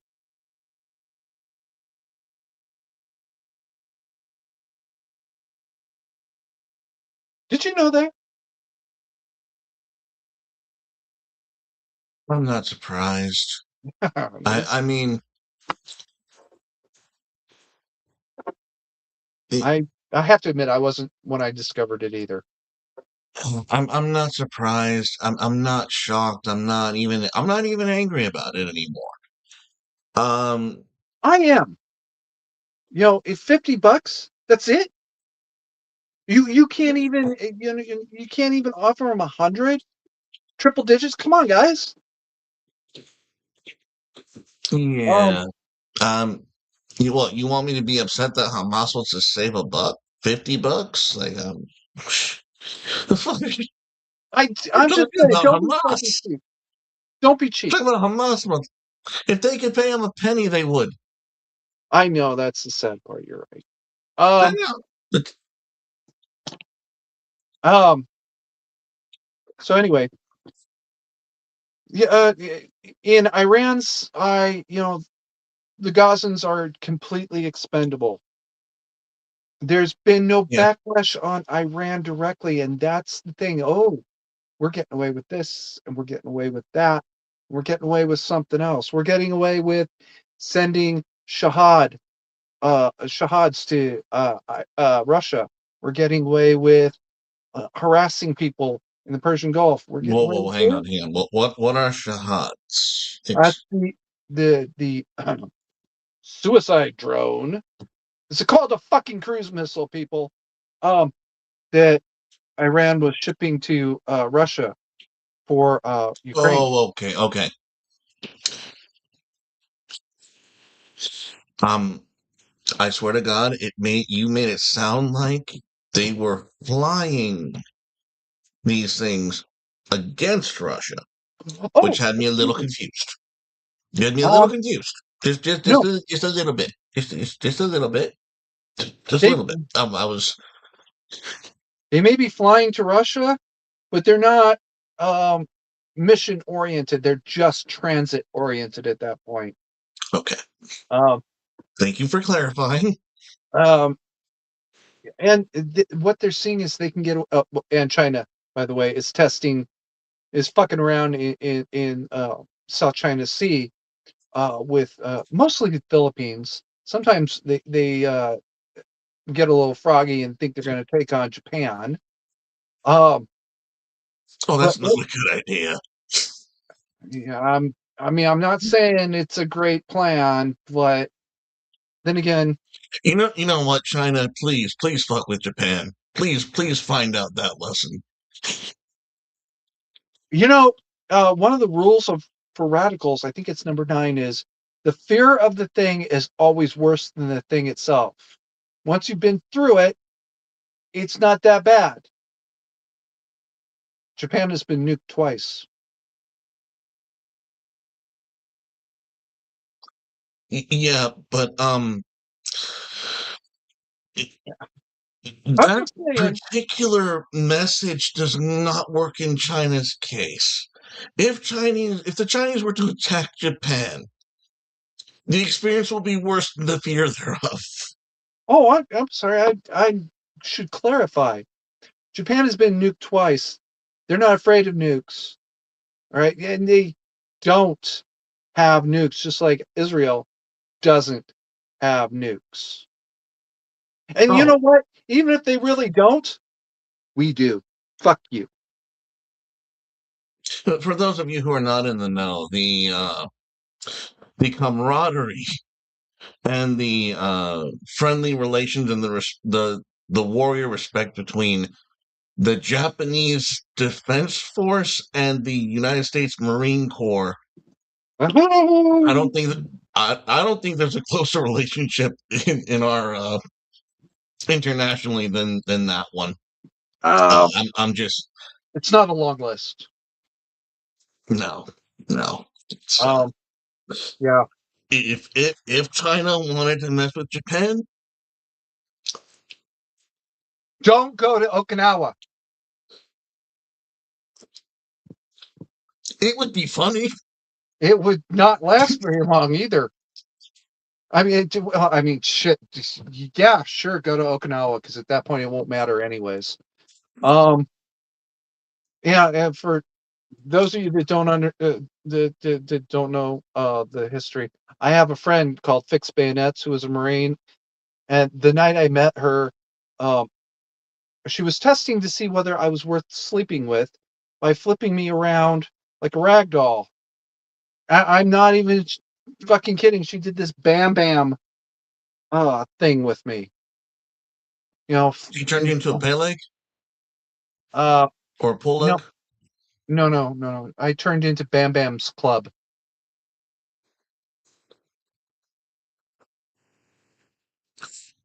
Yeah. I'm sorry. No, it's okay. I got laid that night. Um, and she didn't even hurt me, which is the amazing part. Well, I mean, yeah, the last time I landed, I kind of landed hard, but um, not hard enough to be Please injured. tell me this ties back into Japan somehow. Yes, it ties back into Japan because those Marines are just going to fucking tear everything apart. Um, the Chinese Navy. You are confused, sir. I'm not talking about the Marines in Okinawa.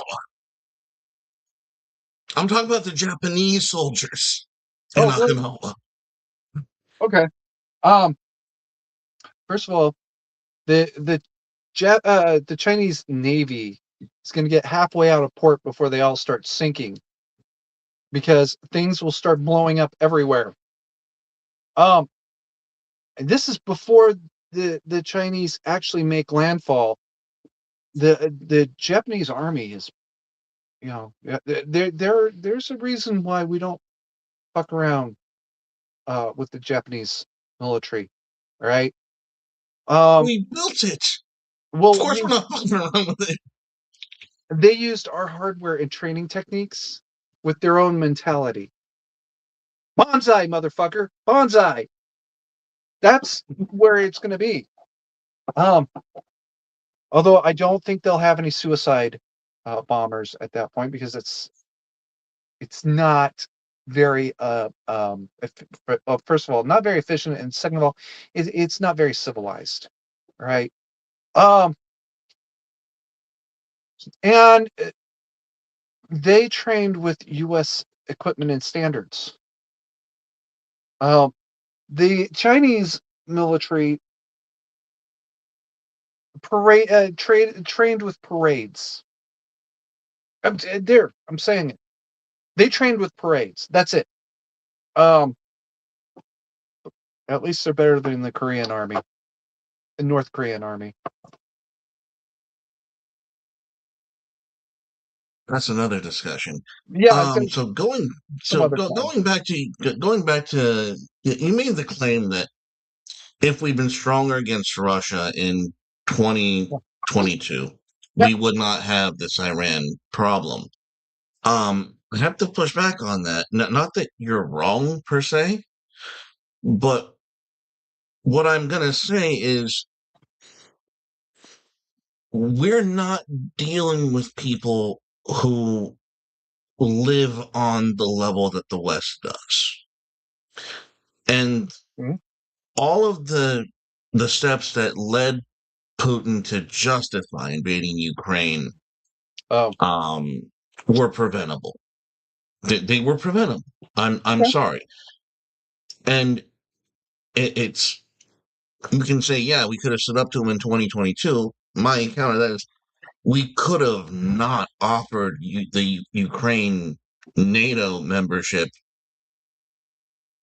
for what, the last 5 years? Slow down. NATO, Ukraine was never going to get into NATO. That was a thing that was going to unhappen.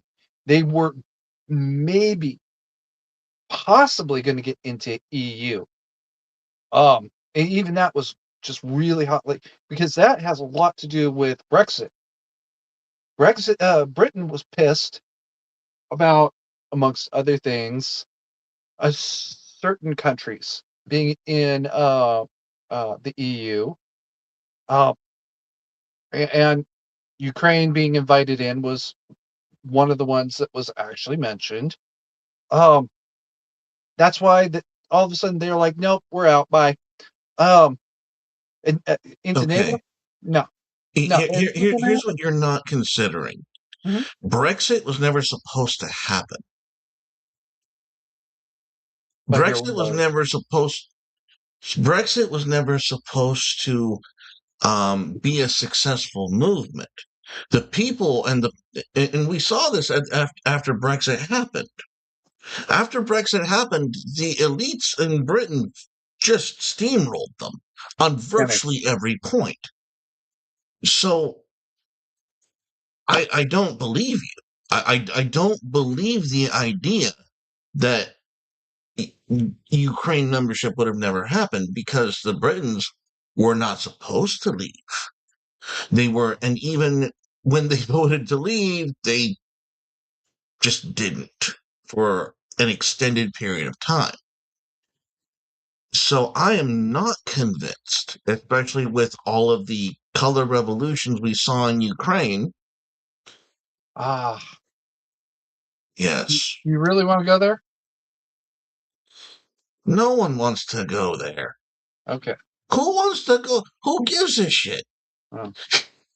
Um, And then that's another part of my point is you're telling me if we stood up to Russia then if if Mexico decided I want Texas it's and going we to be a said war.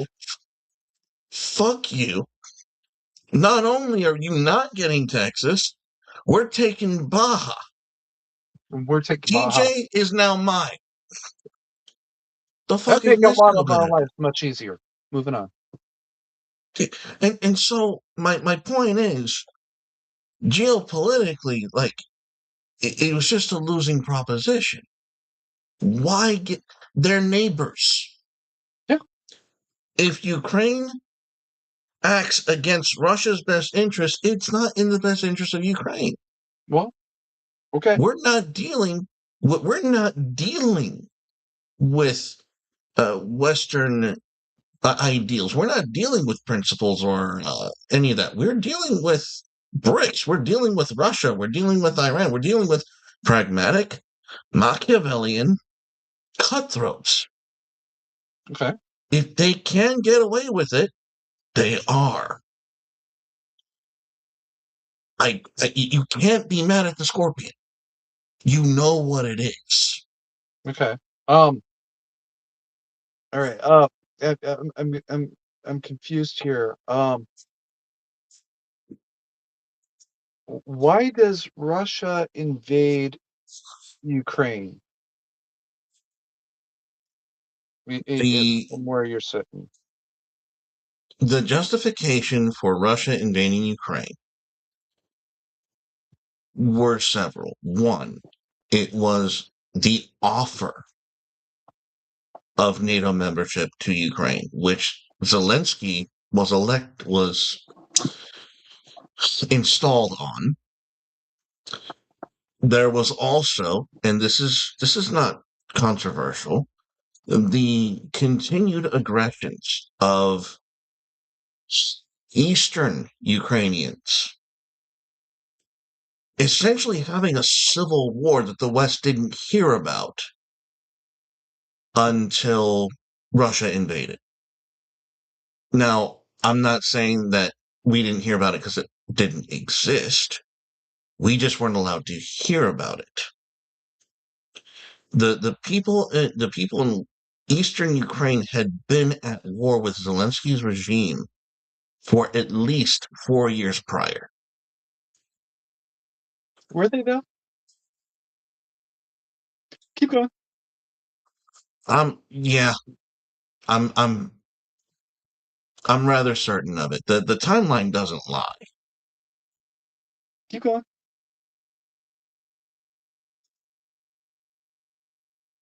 Okay. And again, besides, What's the next reason? no, those were the two primary Okay. reasons. All right.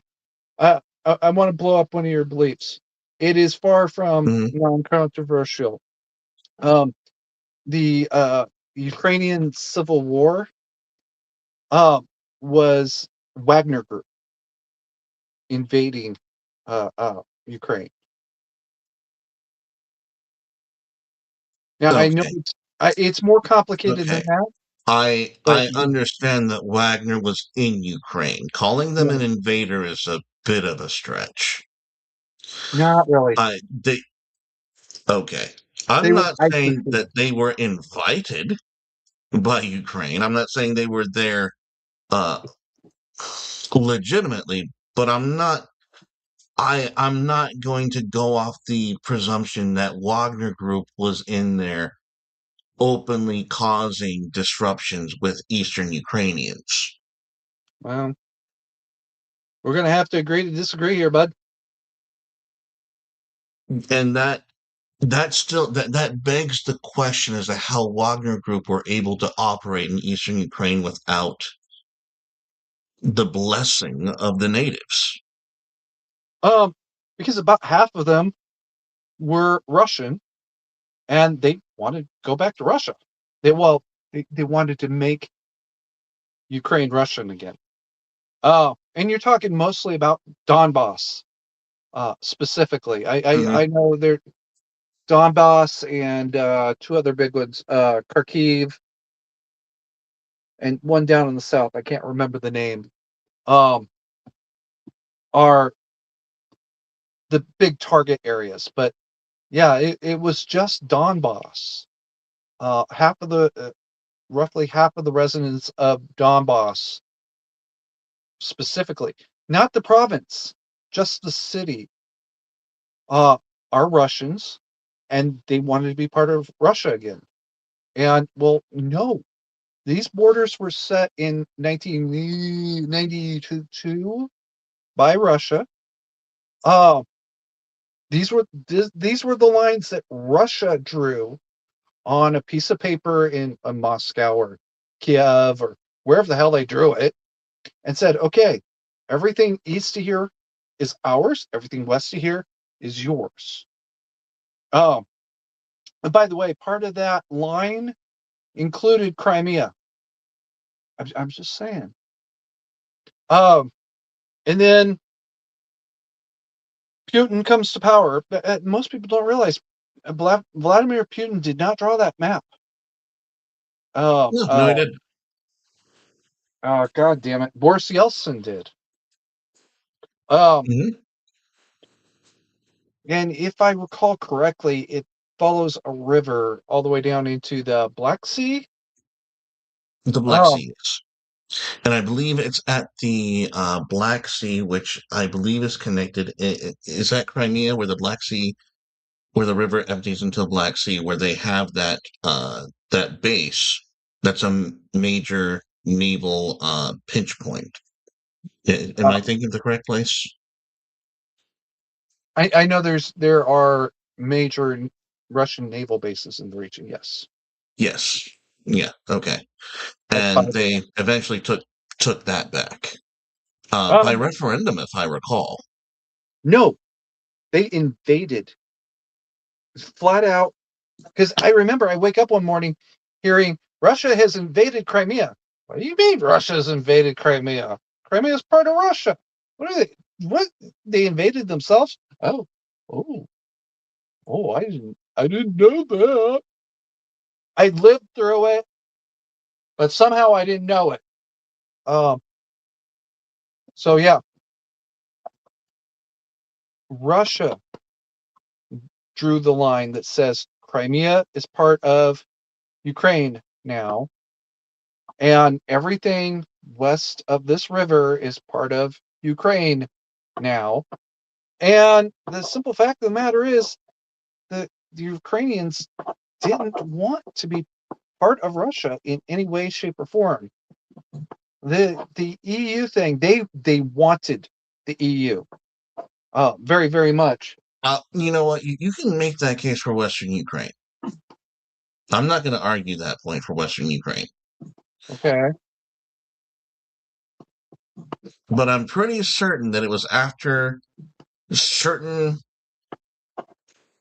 elections in Ukraine that both Crimea and Donbass said, "No, no, wait a minute. This is not the direction we want to go." There was no election in Crimea. That's a thing that did not happen. The Are you the Don certain? I am certain. Um Hang on. the Donbass thing, I'm a little sketchier on that. Referendum in Crimea. All right. Crimea referendum Check. 2014. Keep a close eye on the dates and days or months and days. Okay. Yeah, I know what you're talking about.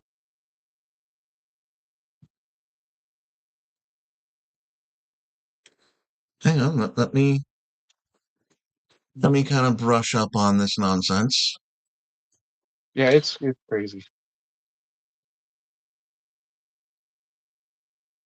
Doo-doo-doo.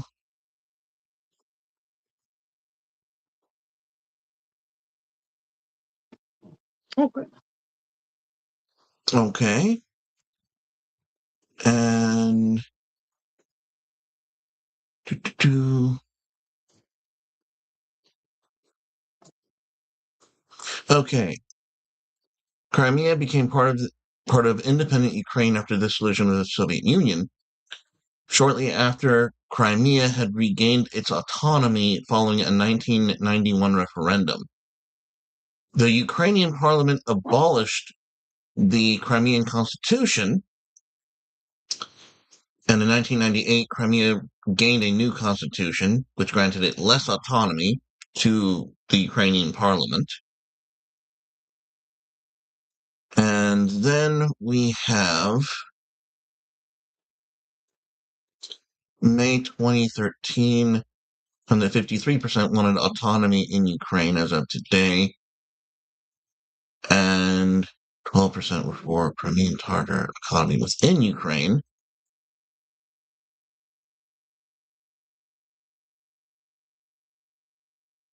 That's by the International Republican Institute. Advancing Democracy Worldwide. I've never heard of Interesting. them. And yeah, It's okay. you're sounding When right when so when far. you see advancing democracy, that is a George Soros uh, shell company or NGO. Well, okay, yeah, it may be fundamentally evil, corrupt, and uh, dishonest, which is, you know, I'd rather deal with an honest, corrupt man than a dishonest. Um, but Ooh, anyway, um, I the don't numbers disagree, are but you fitting. are not We're, going to we're like kind of my on the take fitting. on What? that. What? I agree. I agree with that sentiment, but you are not going to like my take on that at all. What? Um,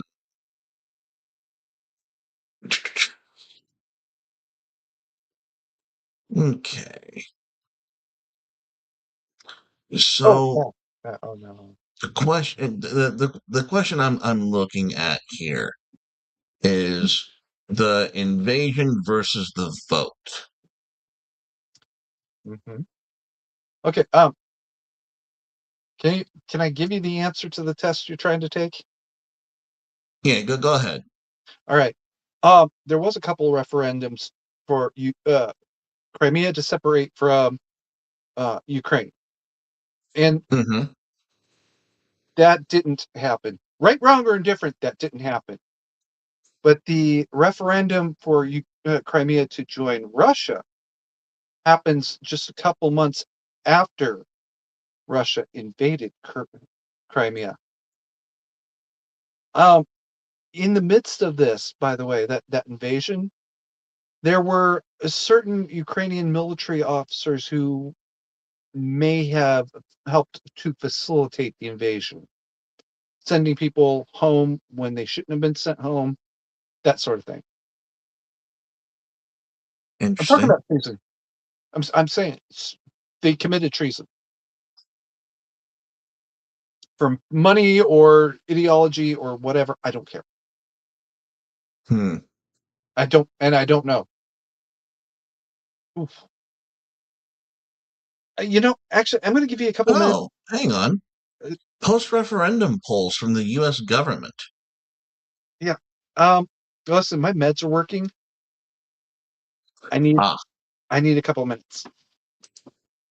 all Oh, right, take care. yeah.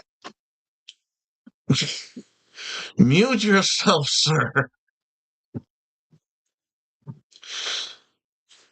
All right. Let me pull this up for all of us to read together, if I may.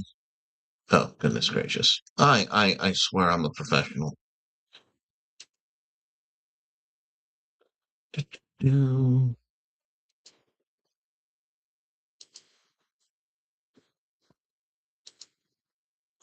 All right. Okay, so the results of a survey by the U.S. government Broadcasting Board of Governors Agency conducted a poll afterward in 2014 showed that 83% of Crimeans felt the results of the March referendum likely reflected the views of most people there,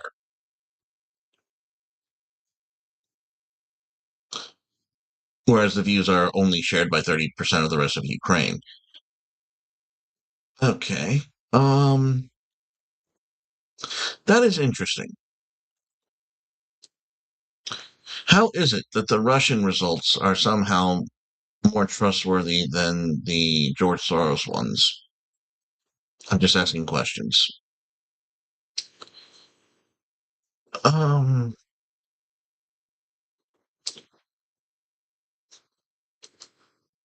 that's really my only contention is I don't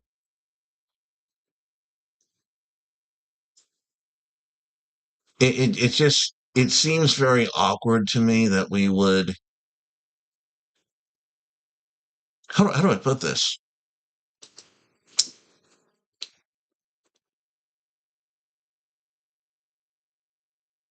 I will wait for mandatory carry to get back. I don't know what he means when he says his medication's working. That's interesting. Anyways,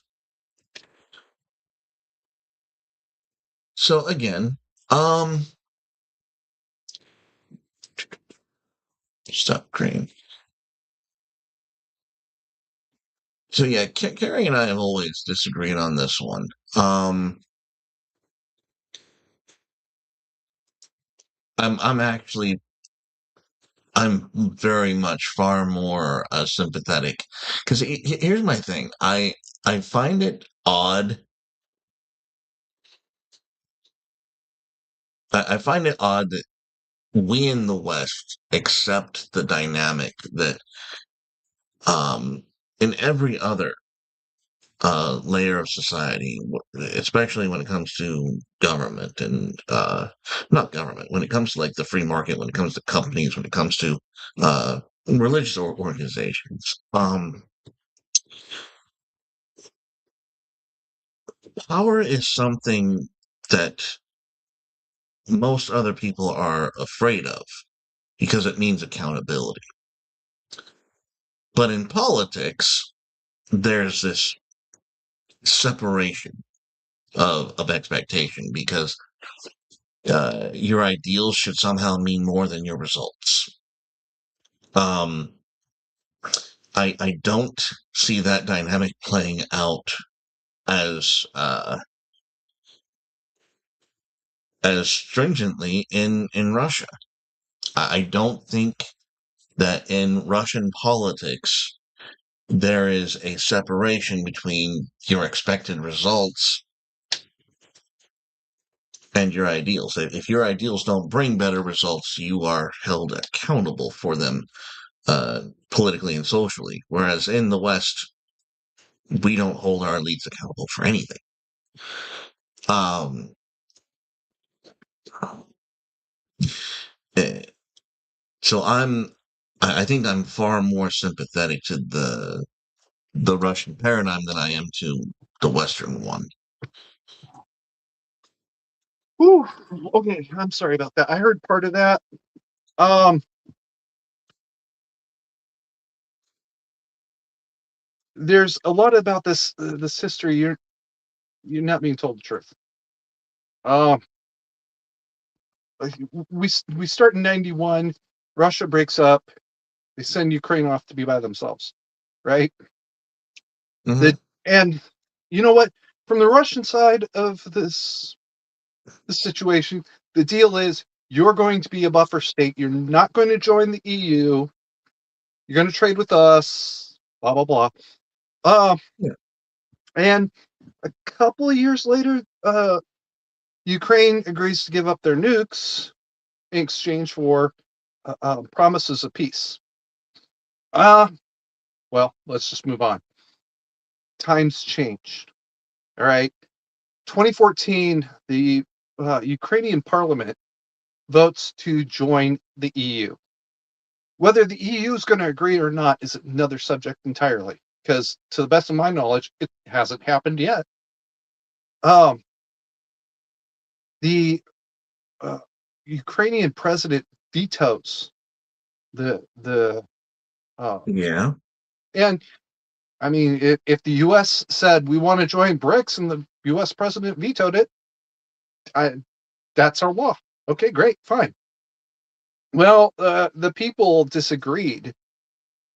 When I say that they were out in the streets rioting, I mean they were out in the streets rioting. They were building bonfires. They were fighting with cops. Uh, it was crazy. Give me a second. Um, all of a sudden, the Ukrainian president decides that maybe the country's a little too warm for him to stay. He doesn't like the climate anymore. And he Now, goes to Russia. what? Say again? And he goes to Russia. And He he goes rents to a Russia, warm right? spot. Yeah. Where do you go in a time of crisis? Do you go someplace safe or someplace dangerous? Someplace safer. You go someplace safe. Yeah. So that tells you who he thought was safe. Is he jumped on a Yeah. plane right to right to Moscow apparently. Um that tells you whose pocket he was in. Um the Not necessarily. Not necessarily. really Yeah, I'm dead serious. Because the people, I don't believe it was as organic as you think it was. Because after, not even after, yeah, after he vetoed it, mhm. all those protests, all those bonfires and whatnot ended up being funded by NGOs and by American ops. I keep hearing this and I've never seen anything. Um John Kerry made an appearance. No, not John Kerry. John McCain. uh, I've never seen this. I've heard about it. How much money does it take to set a pallet or stack of pallets on fire?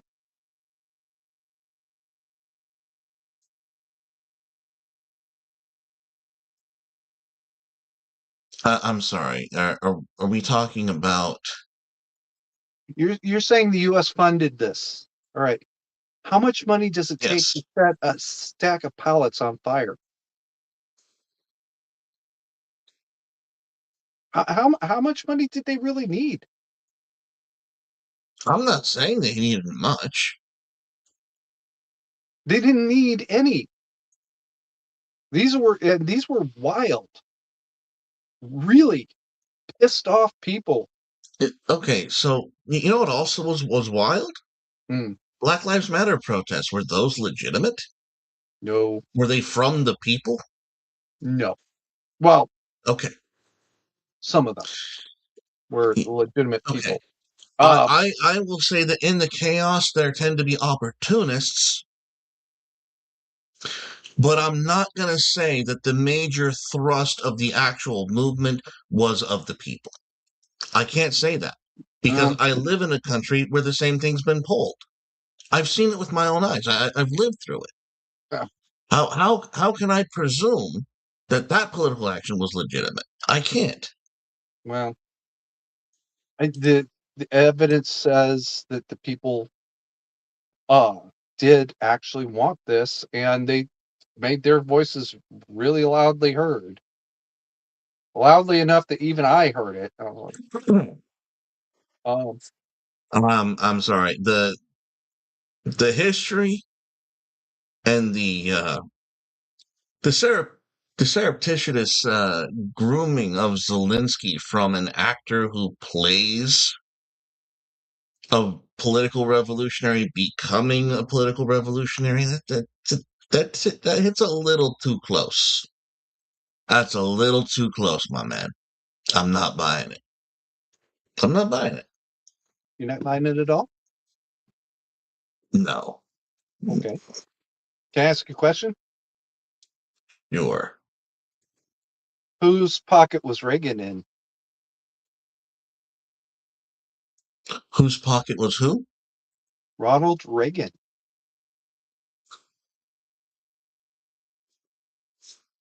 I know that that was before you were born, so It was.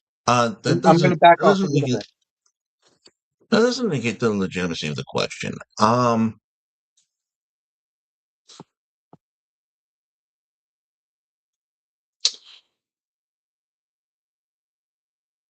If I had to guess whose pocket Reagan was in, or who had Reagan in their pocket, Spelling error there.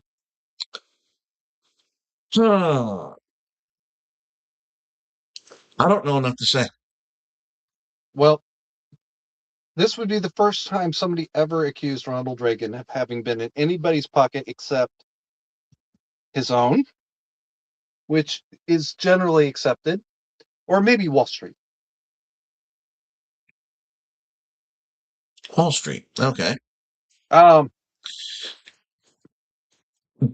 Do you um, believe that Ronald Reagan was in Russia's I pocket? believe he was in his own pocket. I think he was also Oh, okay. kind of in his own head. Um, I know there's things that happened, some meetings that occurred that led to bad decisions. Um, but yeah, I don't believe he was in anybody's pocket except his own, or maybe Nancy. Um, it, I mean, that's his wife. But anyway, um, um, and yet you just described Ronald Reagan's career. He was an actor. He played several politically charged roles. Hang on.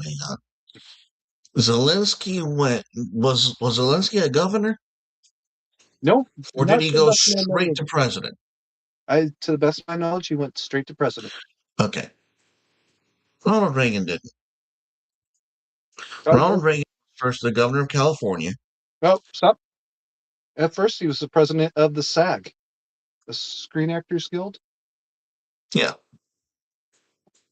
I We're believe talking that's about we're talking about someone who had some leadership acumen. And did Ronald Reagan ever play a president? He was a Western actor, was he not? Oh, I'm sorry. I can't really Google this at the moment. Um, No, I'll Google it. I'm actually interested. I don't recall him playing a president.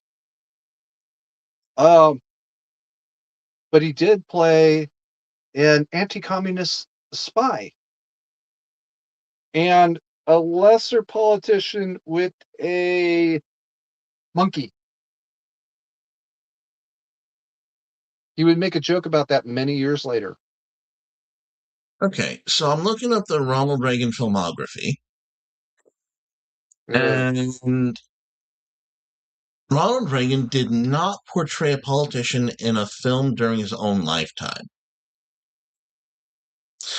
That's another differentiation from Zelensky. See, what makes Zelensky weird is he it's like his acting career was literally just staging his own actual real setup. Like it's bizarre, and I cannot see enough correlation with Ronald Reagan. I just can't. well, um, oh shit. And There's another here's another knock. Sorry, go on. there's another president I could name who has not exactly the same pattern, but when you get kind of step back and say, oh, from it, you see, oh, um, all of this was just part of his campaign to eventually become an elected official.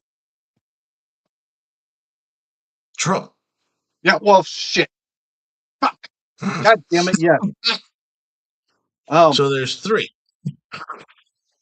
well, there's three. Who's the other one? Um, Who's the other one? no, that was the other one. Oh, that's obvious, my dude. Um, yeah, and the fact of the matter is, we're probably going to see at least one more Hollywood or equivalent to elected official pattern. Because I could say, oh, son of a bitch, he played the DA on Law and Order and the Admiral in Hunt for Red October.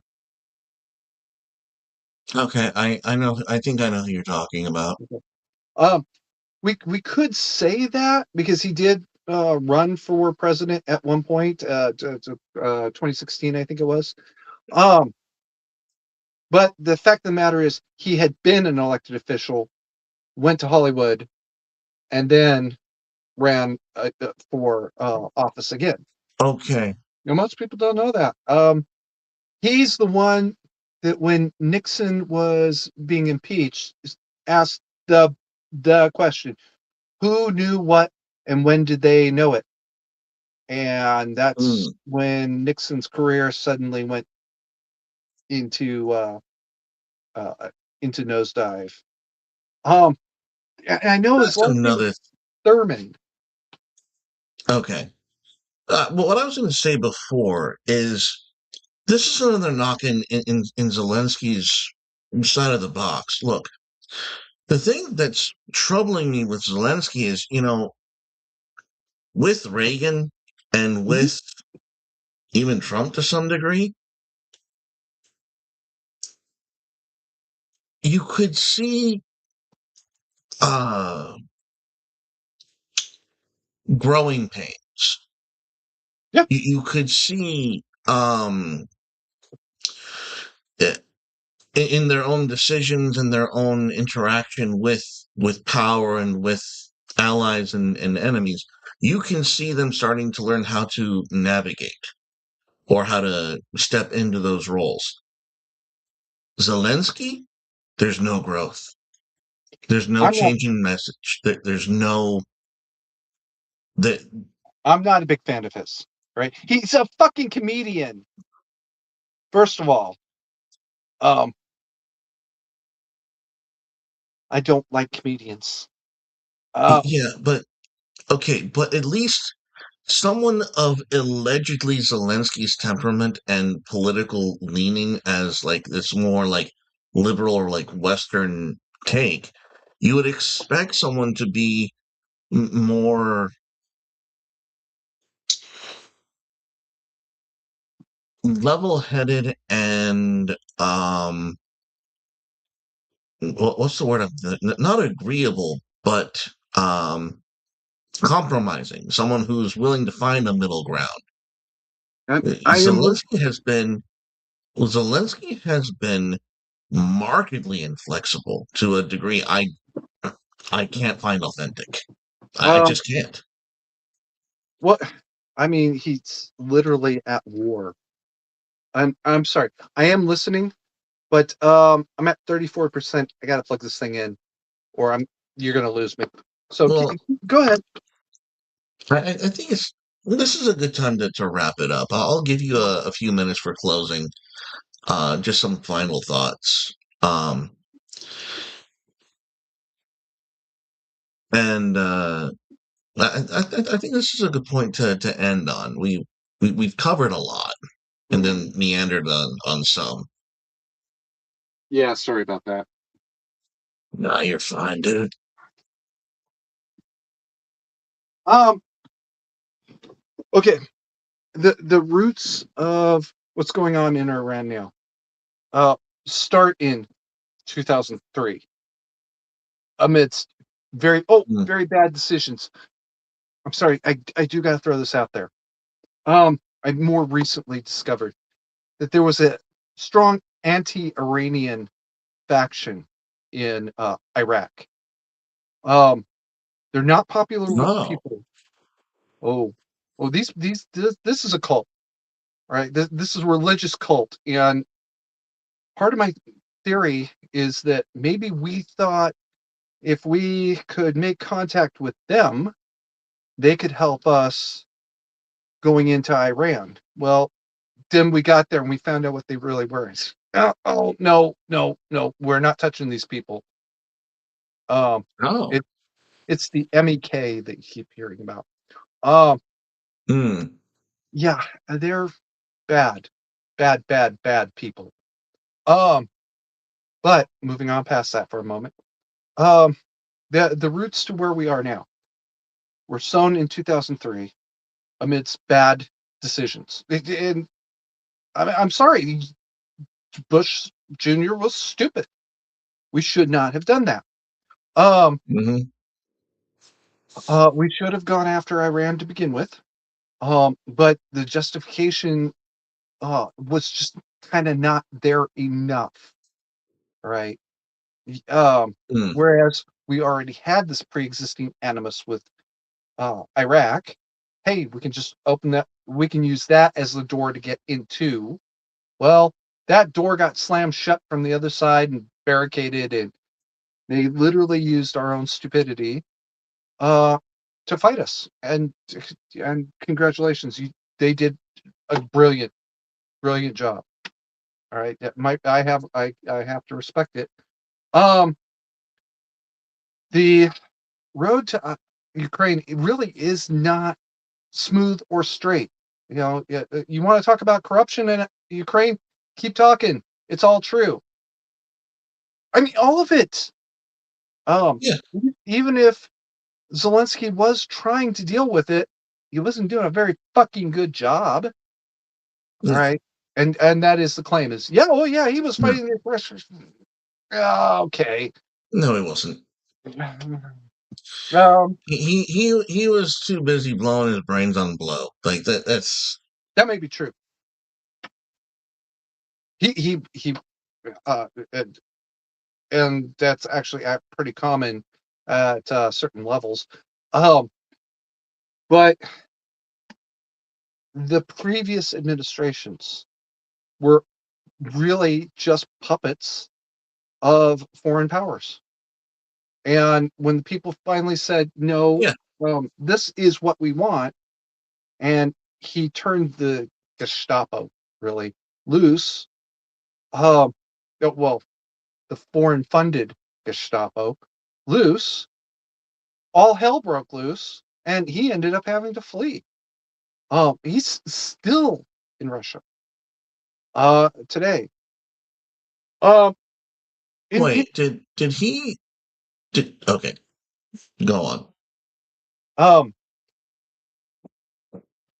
all of this, where we are now. If we first of all, if we just ignored Iraq and gone straight for Iran, um, we wouldn't be here now. Or at least when 2022 happened, it wouldn't have been anything to do with us. We could have stopped and said, "Hey, this, you know, it is what it is." Um, if we'd stood up to Russia in 2022, and by standing up, I mean give Ukraine what they needed to fight Russia. They were literally 10 votes away from taking back Ukraine. Excuse me, Crimea. 10 votes stalled uh, the arms shipments long enough that Russia was able to shore up their positions over the winter. And now it's bogged down for fucking 4 years. We're only 4 years into a 3-day operation, which as 3-month operation. Um, Hmm. and where are we now? We're nowhere. All right, we're fucking around with Hormuz rather than taking out really taking the snake out. Fuck the head. The head was never relevant. The snake needed to be taken Hmm. out, and instead we're fucking around with the tail like has something to do with anything. This is a joke. I go to sleep every night thinking that tomorrow had better be some kind of good news. All right, because this is ridiculous. The you Yeah, know I am. you're not wrong. I'm not wrong. I know it. That's what sucks. I'm going to say And something about what is huh? go on. I'm going to say something about Donnie. And well, Hmm. not so much Ronnie. Um, but Barack and Bill Clinton. I think Bill Clinton was the first of the really corrupt, and uh, George Bush Senior was or Junior was the last of the mostly uncorrupt Oh, president. that is the most white that is the most white pill thing I've ever heard. I don't give a shit. That Um, is hope eternal. um, when we elect somebody to be president, we are also electing them to be commander in chief. All right. So they Hmm. do have to understand what the military is, what they can do, what they can't do, what the branches can and can't do. All right. There's this great scene in a film about World War II where some Navy boats end up at an Army base. And they aren't because these boats are capable of destroying the Japanese, but the Army doesn't know what to do with them. So instead, they're assigned to running messages back and forth to the mainland or some stupid shit like that. Because the Army does not understand boats. And a president needs to understand the branches of the military and what they can and cannot do. And that's one of Donnie's problems. He does not understand the military. Uh, he's playing these games about, you know, he's going to get this thing by next week. How? You seem to think that the F-35s are the answer to everything. No, no, they're not the answer to anything. Even F-22 isn't the answer to everything. Yeah, Um, I've been watching other streamers, and there's a huge problem with the obvious bullshit messaging that's coming out of Trump and the White House concerning the status of the war, and it's clearly motivated by politics and the stock market, and it's not acceptable. That is not how you conduct the war game. um, this thing could have been over in 2 weeks. All right. and we fucked it up completely. And now it's probably going to take about 5 years. Ay, ay, ay. Yeah.